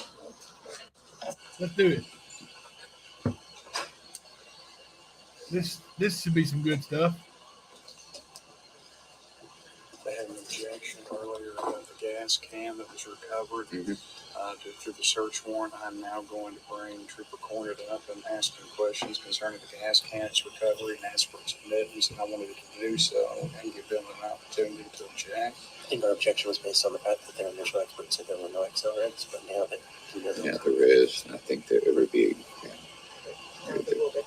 ignitable liquids. It's moved. He identified one as gasoline. So now I think it's more. Right.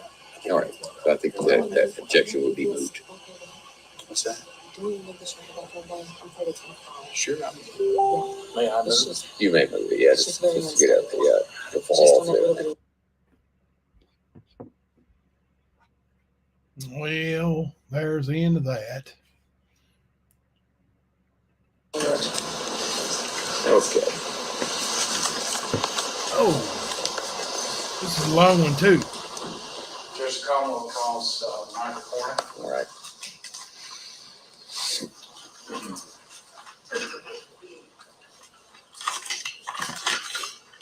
All right, still under oath, Mr. Corner. Yes, sir, thank you.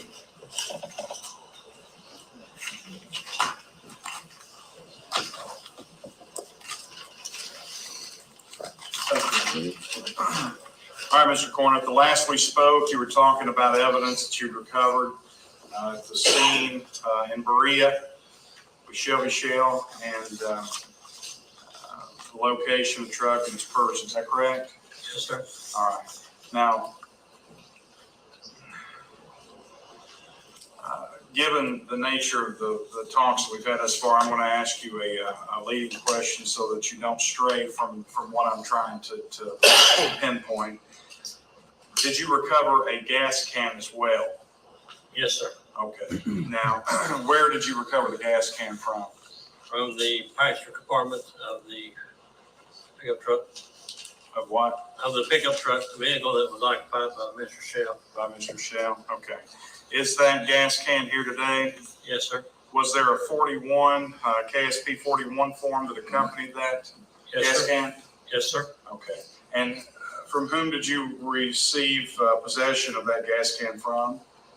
I took possession of it at the execution of the search warrant. Okay. Then you later retired as a Kentucky State Police officer, is that Yes, right? sir. Who did you take possession from today? Detective Rodney Sturgill. Okay. And is that gas can here? Yes, sir. Could you retrieve that, sir?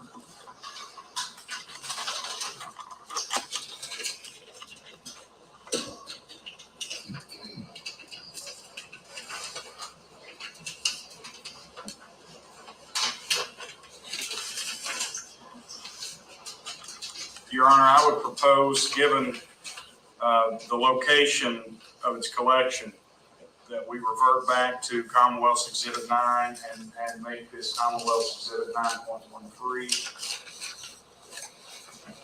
Yeah, that's fine. That's fine. Any objection?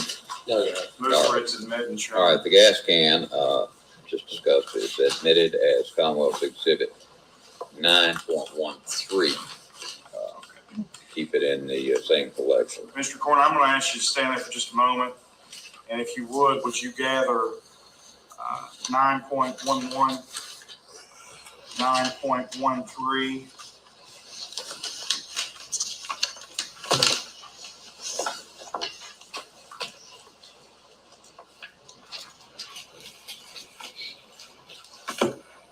nine point 12,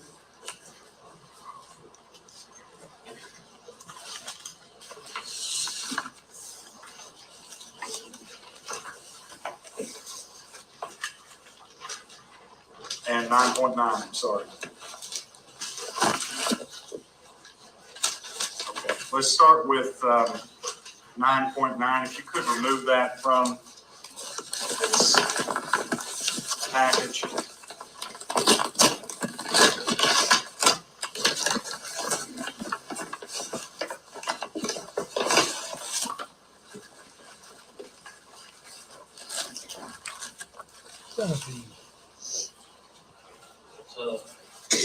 Sock, it's kind of a plastic bag, been wrapped up with cellophane wrap.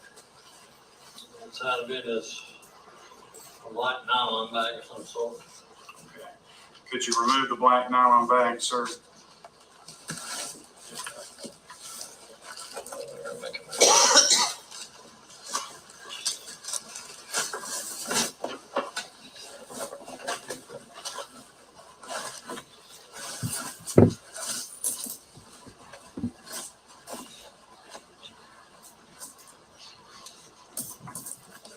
Yes, sir. And what is inside of that bag? Loose coins, change, wheat pennies, different sort of change, nickel, but majority of it is pennies and wheat pennies. Okay. Now, Given your investigation that you were conducting back in 2013, did you believe at that time that this item of evidence that has now been admitted, did you believe that it had any connection to the case that you were investigating? Yes, sir. It seemed to me to match the description of the property that was stolen from the safe at Ronnie King's residence. It was also the Open Creek Coal Company script. What's Yilton Creek? It was a mining company near the town of Everett, Everett's. Kentucky, and Harding County. Okay, so it's the same location where the victim Ronnie King was murdered. If you would, before we move on, go ahead and wrap that back up and place that back in the bag. 9.9.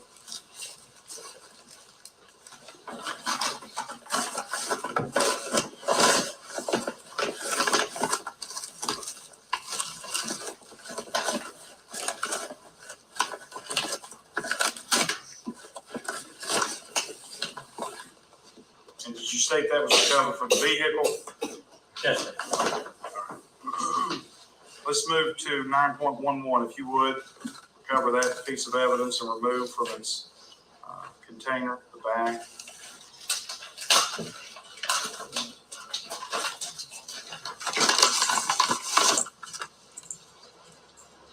Black nylon bag. What's within that bag?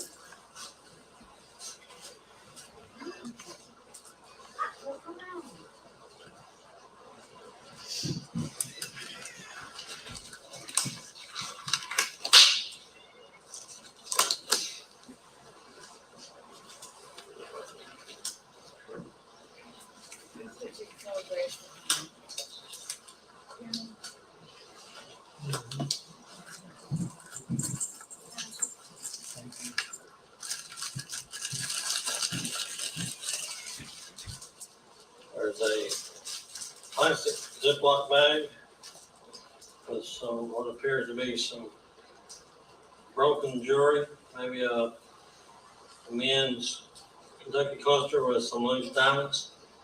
What do you mean by broken? In pieces. Okay. Now, going back to your investigation in 2013. Stuff in the bag, sir? Oh, yeah, if there's more, absolutely. There's a gold necklace. Another piece of a gold color Good night, Bama. substance that's been beaten. A ring. A paper clip. And several other pieces of gold jewelry. Maybe some ruby, I don't know if it's earring, but ruby stones. All the jewelry has been damaged.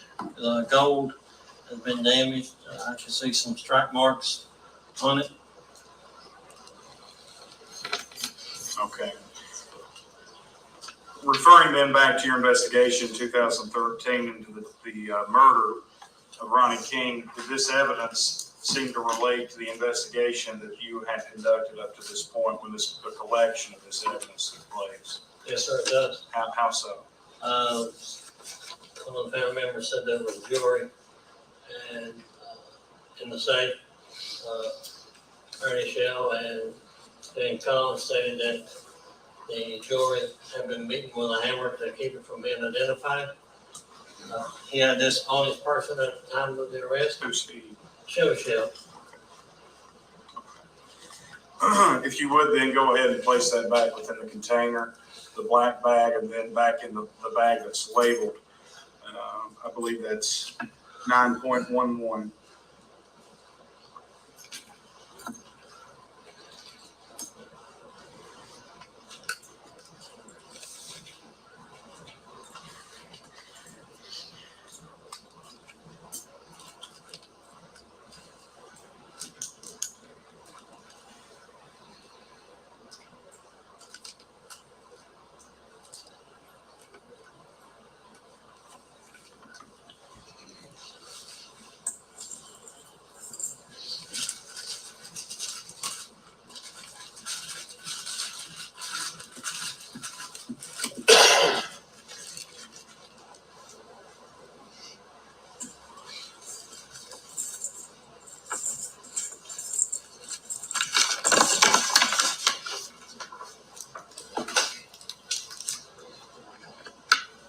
good, sir. If we can move to 9.13, if you can remove the contents of that bag.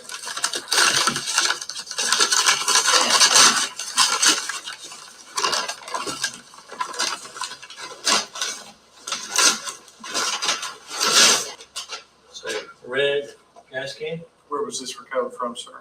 from the back seat of the pickup truck, And the pickup truck with specificity was, the one that was occupied by Chevy Shell at the time of the arrest. okay. Now, traveling back in time to 2013, during the course of your investigation, did you believe that this item here, when recovered, had any connection to your investigation as it was unfolding up to that point? Yes, at the time I thought it could be attached to the arson of the residence. At that time, I didn't know if there was accelerants used or not. So I took it in case I needed it. All right. Go ahead and place it back in its bag.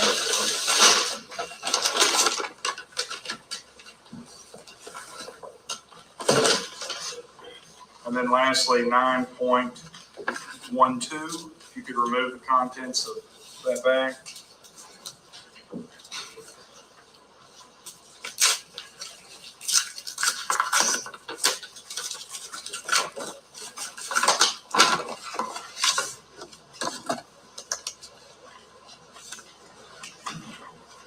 It's a phone case that was around a white Samsung cell phone. And also the SDHC card that was removed from it. What was it exactly? Okay. Where was that phone recovered from? From the person of Chevy Shell at the time of his arrest. Okay. And once recovered, I don't mean immediately thereafter, but at some point after its recovery, did you send that phone anywhere? Yes, I sent it to the Electronic Crimes Division for analysis. I obtained a search warrant for it to be gone through. And subsequently, they rendered a report Okay. for the contents of the phone. And then did they thereafter send the phone back? Yes, Okay, that's all I have.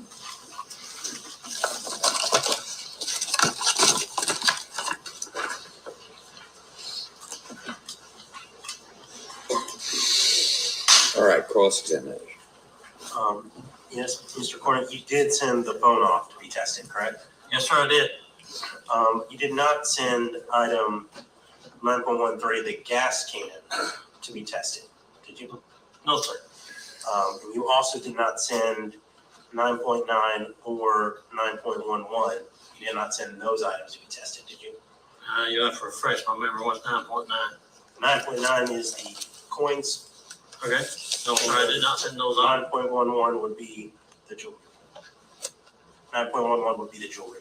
No, sir, I did not send that on. That's all the questions I have there. All right. Any further questions of Mr. Cornett on this matter? Any further? No. All right, you may step down, Mr. Cornett. Subject to recall. Does anyone need a break? Okay, all right. Who's your next witness? I'm going to call Jeff Rogers. Jeff Rogers, all right.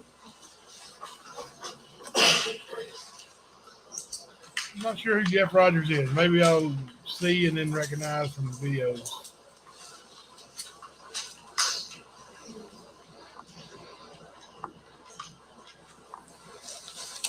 Oh, I think it's the cell phone expert, maybe. The electronics expert. And I mean, I hate to judge a book by its cover, but this guy acts so smug. If it's the guy I'm thinking about.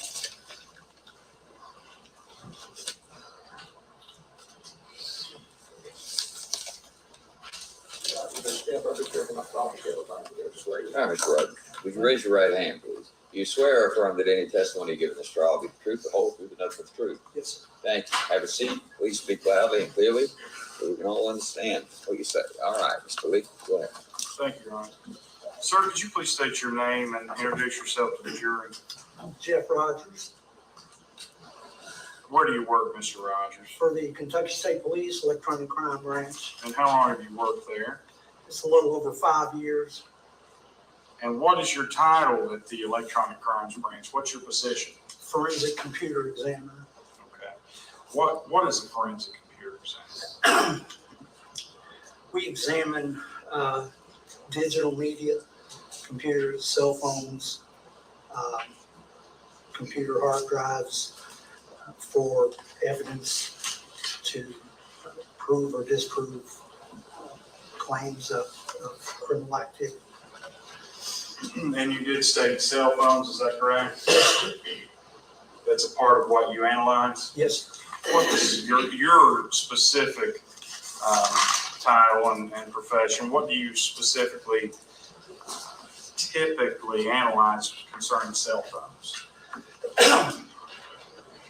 if a phone is supported by our tools, we extract the data off of it and then use another tool that actually parses out the data in a readable form. So it's the data stored on the cell phone. Okay.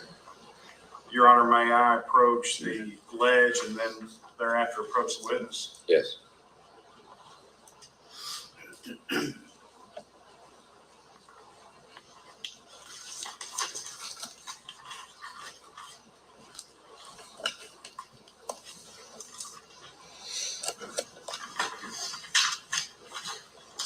Sir, I've handed you what's been marked Commonwealth's Exhibit 9.12.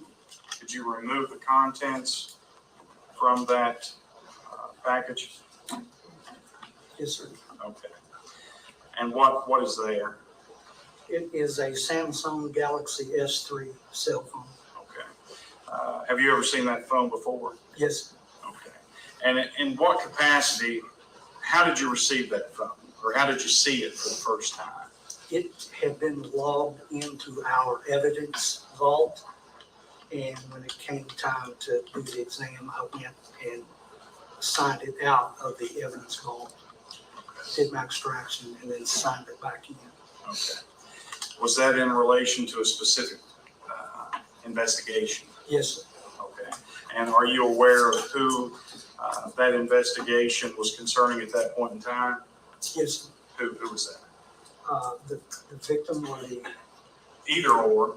the victim, Ronnie King. Ronnie King? Okay. Now, when you extracted the data from that cell phone, can you go ahead and describe how you did that? What did you do? You actually have to power on the device and then go into the settings and set it up to where it will allow your tool to access the internal data. And after that was done, then it's hooked by a cable to what we call a UFED Touch. It's a universal forensic extraction device. And it extracts the data from the phone, and I put it on a flash drive, and then it hooked it to my computer, opened it with a tool called the physical analyzer, and then that's what parses the data out in a readable format. Now, is this the first time you'd ever performed an extraction of that kind? No. How many times do you think you've performed such an extraction? I typically, up until this year, would probably do 100 phones a year. 100 phones a year? Yeah, give or take a few. Okay. So you have experience with this? Yes. Okay. Now, the report that's generated from the extraction of a phone, is that typically something that's small in size, or is it large? What's the typical extraction? This one, in a printable format, it would probably be hundreds, if not thousands of pages. Okay. And is it your job to then go through that data, those pages, and render a report concerning the information contained therein? Yes. Okay. If you could describe that process better, please, by all means do so, because I'm completely out of the comfort zone concerning the extraction of data from phones. So what do you do with that? Typically, what I would do first is, after it's parsed out and I look at it and see that it's in readable form, then I would generate a report, a full report of everything that the tool obtained. Then I would go back through it, and if there was what I term items of interest, then I would bookmark those and possibly put those in a separate report or make note of them. Okay. Did you find such items of interest when you extracted the information off of what has been labeled 9.12, a cell phone that was recovered from the person of Shelby Shell? Yes. Okay, what were those items of interest? There was some location information in the form of what the Android operating system calls journeys, where there was like going through Google Maps to find the route to a certain place. There was 2 of those on the date in question. One of them began on I-75 southbound, just south of Mount Vernon, and it went to an intersection on US 119 near, I think the other highway was 987. Then 30 minutes later, there was another one that went from the Love's truck stop there to where you get off I-75 to get on the Cumberland Parkway, I think is what it's called. And it went from there to the same location. Okay. Now, with your tools at your disposal at the Kentucky State Police Crime Lab, are you able to tell who searched that data? No. Okay. But you can tell that that data was searched on this phone? Yes. Okay. Now, as you're looking through this phone, were you able to find or discover operating profiles, or for lack of a better term, any type of identifying information of someone that may use that phone? Yes. Okay, and what type of information was that? It was information in the accounts on the phone. There was several, and there was a few with the name Shelby Shell associated with the Gmail account. Okay, so you found profiles of Shelby Shell on this phone, which has been listed as 9.12. Is that correct? Yes. All right. Continuing on then with the scope of your investigation, were you able to, or do you have the capacity to investigate how a phone's been utilized concerning, let's say, searches, search queries, things of that nature? Yes. Okay. And did you find anything that you noted as highlighted as information that you had previously talked about, how you sometimes do when you see something that may be of interest, you highlight in your reports? I don't know if it was actually highlighted or not, but yes, there were Google searches for how to melt gold, how to melt jewelry. Okay. Do you know when those searches took place? I do not recall the date. I do recall that it was after the date of the offense that was, as it was given to me. It was after February the 18th. So you said earlier you were talking about a route that you had said had taken place on the date at issue. Were you referring to February the 18th? Yes, So on February the 18th, someone, you can't say who, but someone placed in information to create a route from, I believe you said I-75 at Mount Vernon or south thereof to 119. Is that correct? yes, Okay. 119, is that a road that goes through Harlan County, Kentucky? yes, sir. Okay. And then you're stating that thereafter, All right, after I've got February the 18th, you discussed. I've got to pause this. We've got to discuss for just a minute. Oh my goodness. Why have I never listened? This guy is just so smug and like boring, like I didn't listen to it. Oh my goodness. Sean Aslinger. What's up? What is going on, Sean? Anybody else from Harlan? Are you hearing this stuff? 119? Bang! That's a road in Harlan, baby. What are you doing down there, Shelby? Oh, why did Shelby Google how to melt jewelry? What? And he's getting ready to say, because I just heard him say it was after the 18th, he's getting ready to say it was after the murder. I thought they said there was no evidence in this case. Yeah, he was in Berea, right? He squared. Oh, yeah, he was. Yeah, he was. At the Love's truck stop, too, halfway between Berea and Harlan. We know he was at the Love's truck stop because my wife gave his wife a bag of jewelry or a bag of makeup. Right? Yeah, buddy. Harlan, US 119. Probably the biggest road in Harlan, I would say, wouldn't you? I mean, even before the guilty plea, like this right here would have nailed it for me.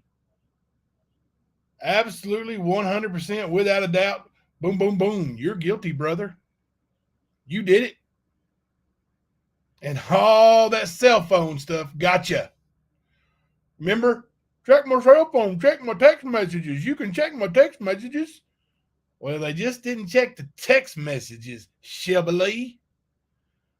They also checked where you were. What you been Googling. How you going to Google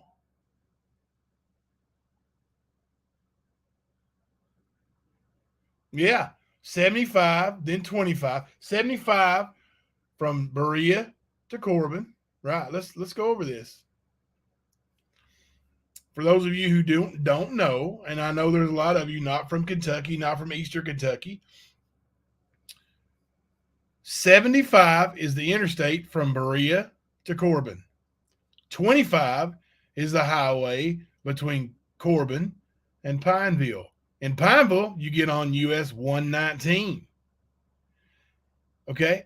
When you get to the end of 119, you got to go left or right on US 421. Make a right. Then you go just a couple miles and you turn left up 38. Hey, if you know, throw in the chat what city is on Highway 38 in Harlan, Kentucky. Put it in the chat for me. I know. Googling how to melt gold. Yeah. Sucker. You got busted, homie. Somebody tell me what city. Yeah, there you go. There you go. Everts. Everts is up US 38. So is Coxon. You're right, Charles, but you knew where I was going with that. Everts. What happened in Everts on February the 17th or 18th? Ronnie King met his maker. Uh-oh. Uh-oh, Shelby. What happened, Shelby? Dude, you got it, dude. Like, that's it. That's the end of it. That's the end of it. Like, we're going to finish the rest of it, but right there's your smoking gun. Bang! Gotcha.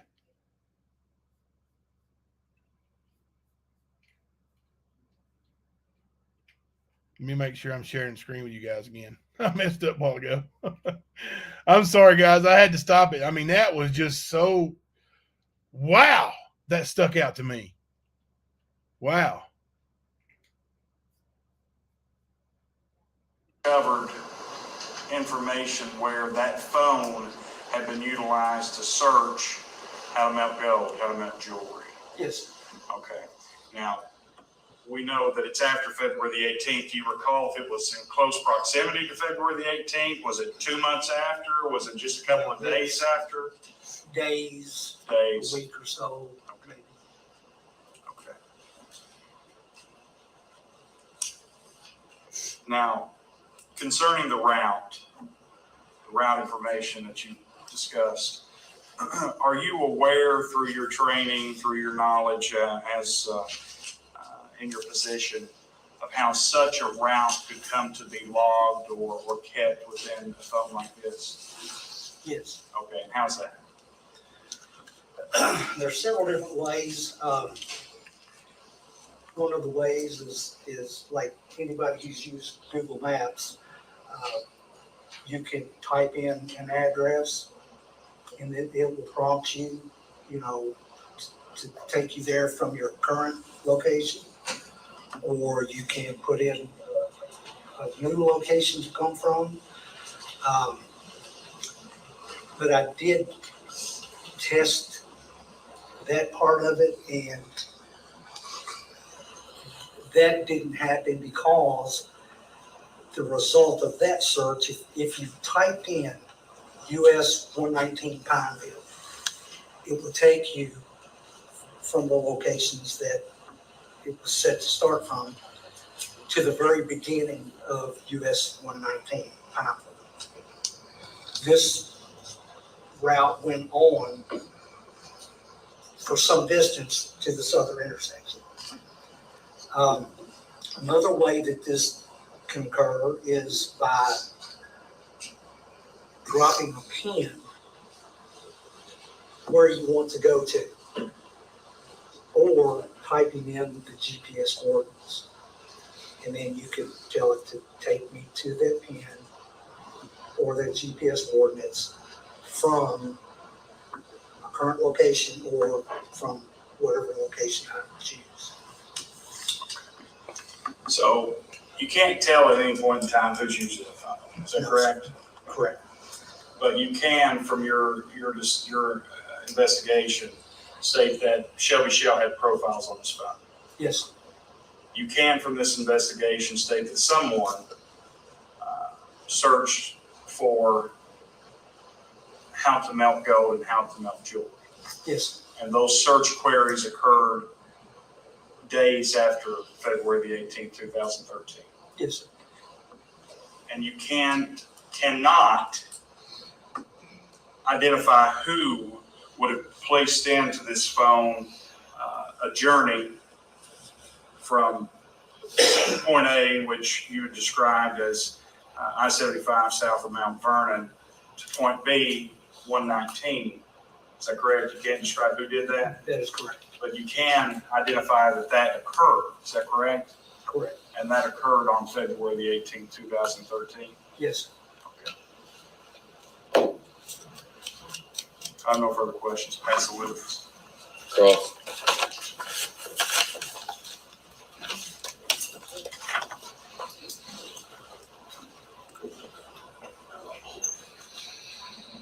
I wonder what the defense is going to ask this old boy.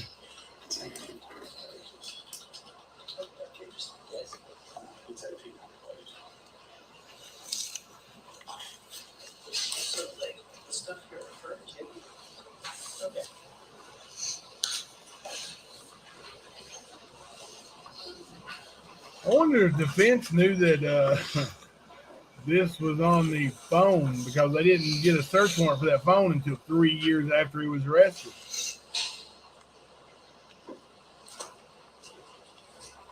Interesting. Mr. Rogers. So Mr. Rogers' neighborhood. one of the questions people may have, I have just sitting there, if you type in that location information, if you search for a location and it leaves a journeys report on the phone, that's not the same as you went to that location, right? Correct, That means somebody searched it. It doesn't mean they went there. correct, And you can't even tell if they went there from the phone, right? correct. You might use cell tower data for that, but that's not what you're analyzing. Correct.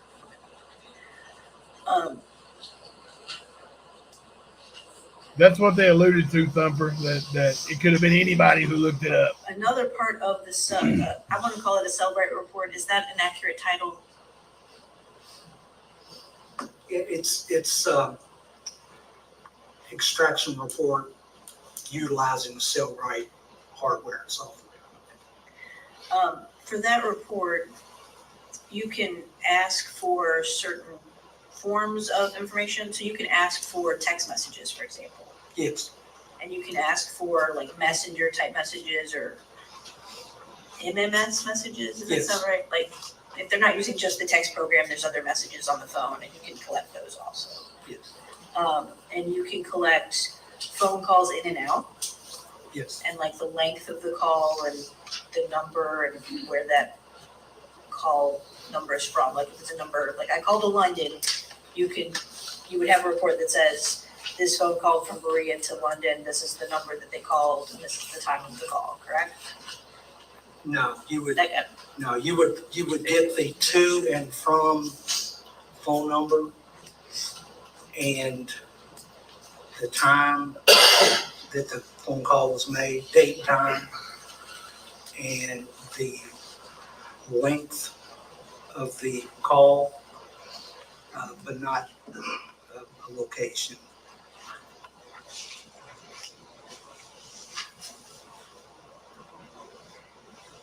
so, okay, a little bit. You also can pull emails from the phone if it has an email account on it, Yes, and you can pull photos. yes, And you can pull photos from, say, a Facebook profile if it was attached to that phone. Potentially. possible. Or also downloaded to the phone. If it was downloaded to the phone and saved locally, yes. There's a lot of information you can pull off the phone. One of the things you can't do is you can't pull some recording of actual phone conversations. That's not something that's on the phone, right? Correct.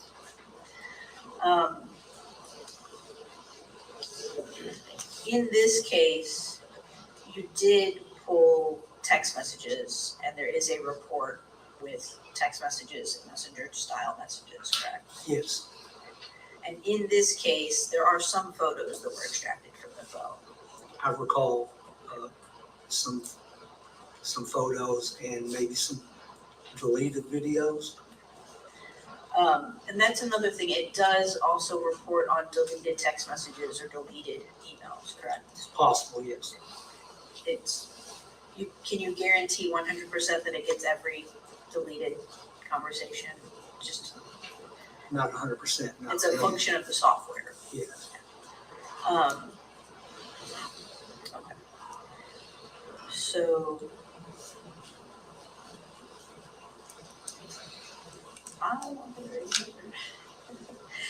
Let me ask.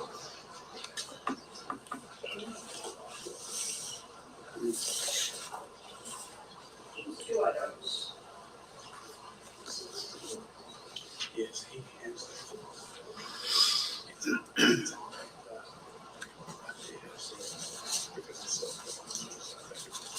That's why they do it. People must do it. We should do it. I just want to be able to refer to it as a later, so if it's all admitted. Okay. You prepared a report and you brought that on a disk today, correct? It's on a flash drive. On a flash drive, okay. So it would be, this is just one, I think, of the reports included in that flash drive. It's safe to say that there are hundreds of pages of material in there. It's Is that right? at least, So in the interest of saving paper, and efficiency, I'm gonna move to admit the flash drive into evidence. It could be combination exhibit 1 or defense exhibit 1, whatever you want. Your Honor, we don't have any outstanding objections, but we may be approaches to inform the court of some issues. All right. So that's the end of that. Let's stop screen share. Okay, let's discuss a little bit before we call it quits tonight. So we've had some blockbuster stuff all day today, right? Wow. I mean, really, we've got some big old news today. Shelby, who claims he, hiding behind this complicity plea. Well, I didn't commit, I didn't plead guilty to murder. It was complicity. But you told the judge that you caused the death of Ronnie King. You told the judge you kidnapped Ronnie King. You told the judge you robbed Ronnie King. You told the judge you burglarized Ronnie King. You told the judge you tampered with physical evidence. You told the judge you set his house on fire. You can't say you didn't say it. You did. You did. Okay? So then we get to this evidence. And man, I wish I'd paid attention to this guy earlier. You think maybe the jury didn't pay good attention? I mean, seriously, put a 1 in the chat if you think there's a possibility that the jury got bored like I did and really just didn't pay attention. Is that a possibility? I mean, if somebody's life was on the line, I think I would make myself pay attention. But I just don't understand, because, well, now, if this had taken place in Harlan, these roads like 119, now the trial was in Bell County, which is where you turn off of Highway 25. But then when you get to Harlan and you're on 119 and then 38 to Everett's, like, Harlan County would have known that.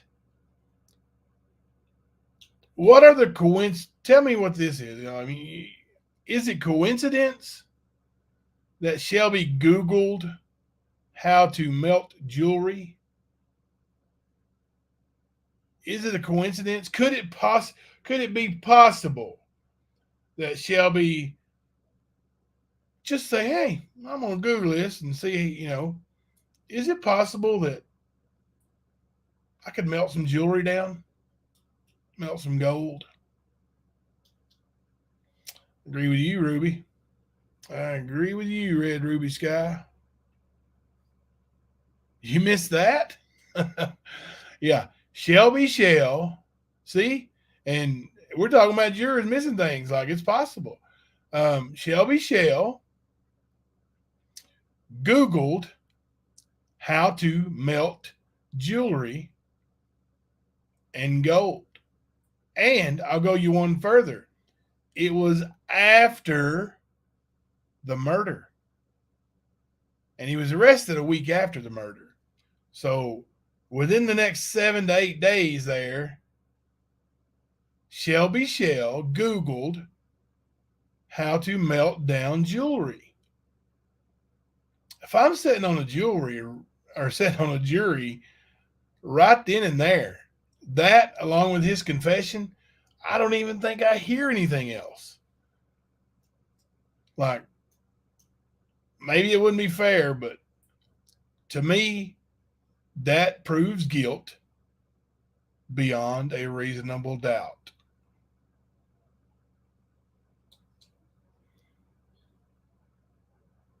Right. He couldn't get nothing out of it at the pawn shop, so he tried to melt it down. And he tried to Google it to see what he could do to melt down jewelry. He pled guilty. He got 20 years for probably 100 years worth of crimes. It's sad.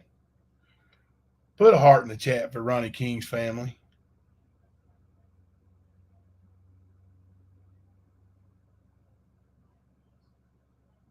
I hope he doesn't get to get out, Mama's baby girl. He's scheduled out 2039. Yes, he had King's possessions. When he was arrested, he had Ronnie King's jewelry, Ronnie King's money, the identifiable change, the wheat pennies. His family ID'd it. The Kentucky cluster ring. His family ID'd it. Like, it was his. And Shelby tried to give, or tried to say Ernie gave him that on Brother's Day on February the 24th. Or was it 23rd? Either way. But earlier in the week, Shelby tried to sell me that stuff. He's guilty. Without a doubt. No reasonable doubt, nothing. He's guilty. Okay. So, and listen, you can have your own opinion. If you still think Shelby's not guilty or there's a possibility he's not guilty, we're about halfway through this, about ready to get into the defense. So I would like to know what you guys think. If you think Shelby, so far, you think Shelby's guilty and somebody else committed this murder, I want you to put a 1 in the chat. Or I'm sorry, if nobody else committed this murder. Shelby's guilty, nobody else committed it. 1 in the chat. A 5 in the chat if you think Shelby's innocent. 1 for guilty, 5 for innocent. I'm not even going to look at the names. I'm just going to look at the numbers. I won't out you and argue with you. It's your opinion. It's your opinion. Seriously? No, I'm just kidding. I'm just kidding. Oh, let me put my 1 because I think he's guilty. I do think he's guilty. Just and we will tomorrow. We'll go over some more testimony. And the defense is getting ready to start presenting their case. So we do have somebody who says not guilty. So that's good. That's good. That's enough to hang a jury right there. That's enough to hang a jury. So you guys got any thoughts or questions of today's enlightenments, the things we have discovered or uncovered, which we really haven't uncovered anything. Well, we just discovered it for ourselves. It's always been there.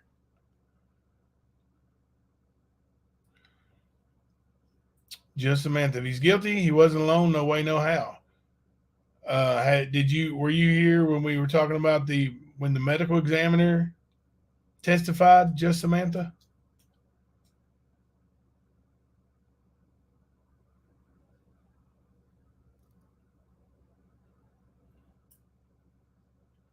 One, but with a co-defendant. And here's my question. Why didn't Shelby ever say there was a co-defendant?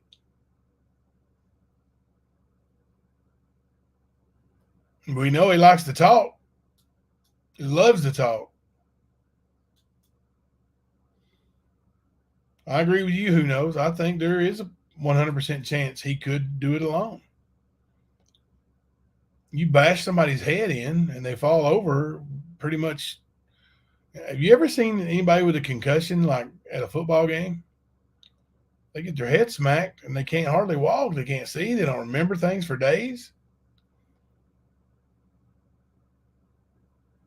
No DNA, especially while having 3 others. What do you mean? I don't get it. Let me highlight that so I can try to understand it. I just checked in quick, but watching the no DNA is big, especially why having 3 others. I don't really understand.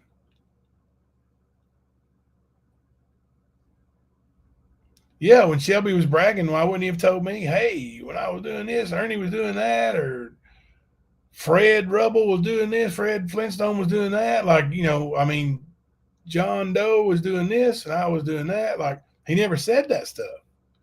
You know, he never even said, hey, me and my buddy, I'm not going to tell you who his name was, but me and my buddy did this, you know?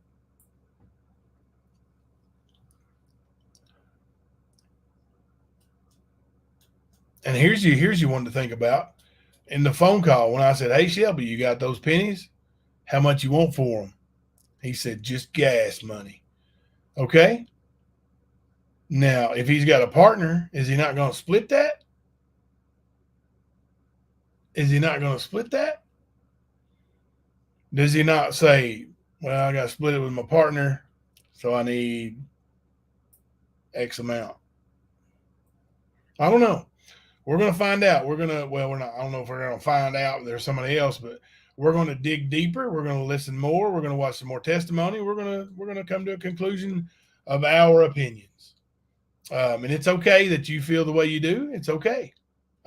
You disagree with me, and that's fine. You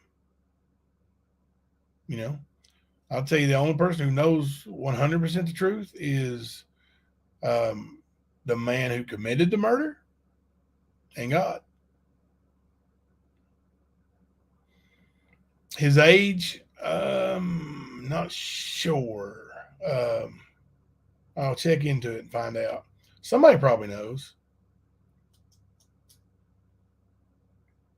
Somebody probably knows.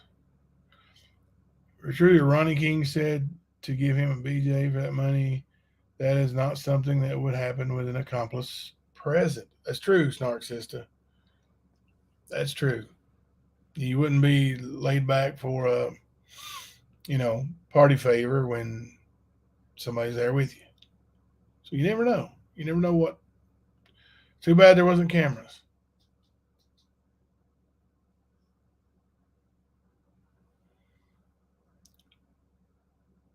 Yes, that's right, Thumper. This is a room that we will not yell at you for having a different opinion, Stormy Skies. That's absolutely true. You can have your own opinion, and that's okay. Yeah, he's 38. Happened in 2013. Okay, good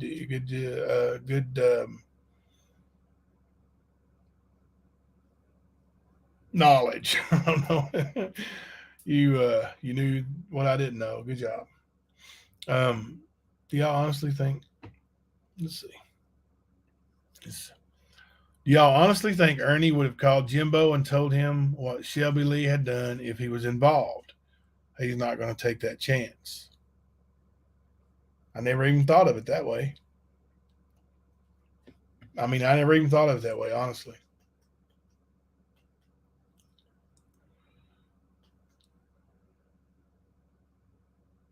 Yeah. Yeah, different opinions do make us think, right? It gives us a chance to think outside the box, open up our eyes and ears to something that we may not have seen or heard. So that's that's good. It's good to have people with different views. It's awesome. All right, guys, we have covered quite a bit of the trial. And this is our second live today. So I'm going to go get some rest. I appreciate you guys being in here so late and so strong. If you guys need me, reach out to me, CoachJimboC@gmail.com. You can also get me at LikenHunter73@gmail.com. Or you can, send me a Facebook message or text message if you got my number. It's been out there pretty public. Just holler at me, and we'll be back tomorrow. I probably need to do early again tomorrow, honestly. I've got to get up early Thursday. So let's try 9 p.m. tomorrow night, and we'll try to go for about 2 hours. And see how deep we can get into the defense side. All right, guys. You guys have an awesome evening. Good night. And this is Jimbo, and I'm coming to you live from the stand.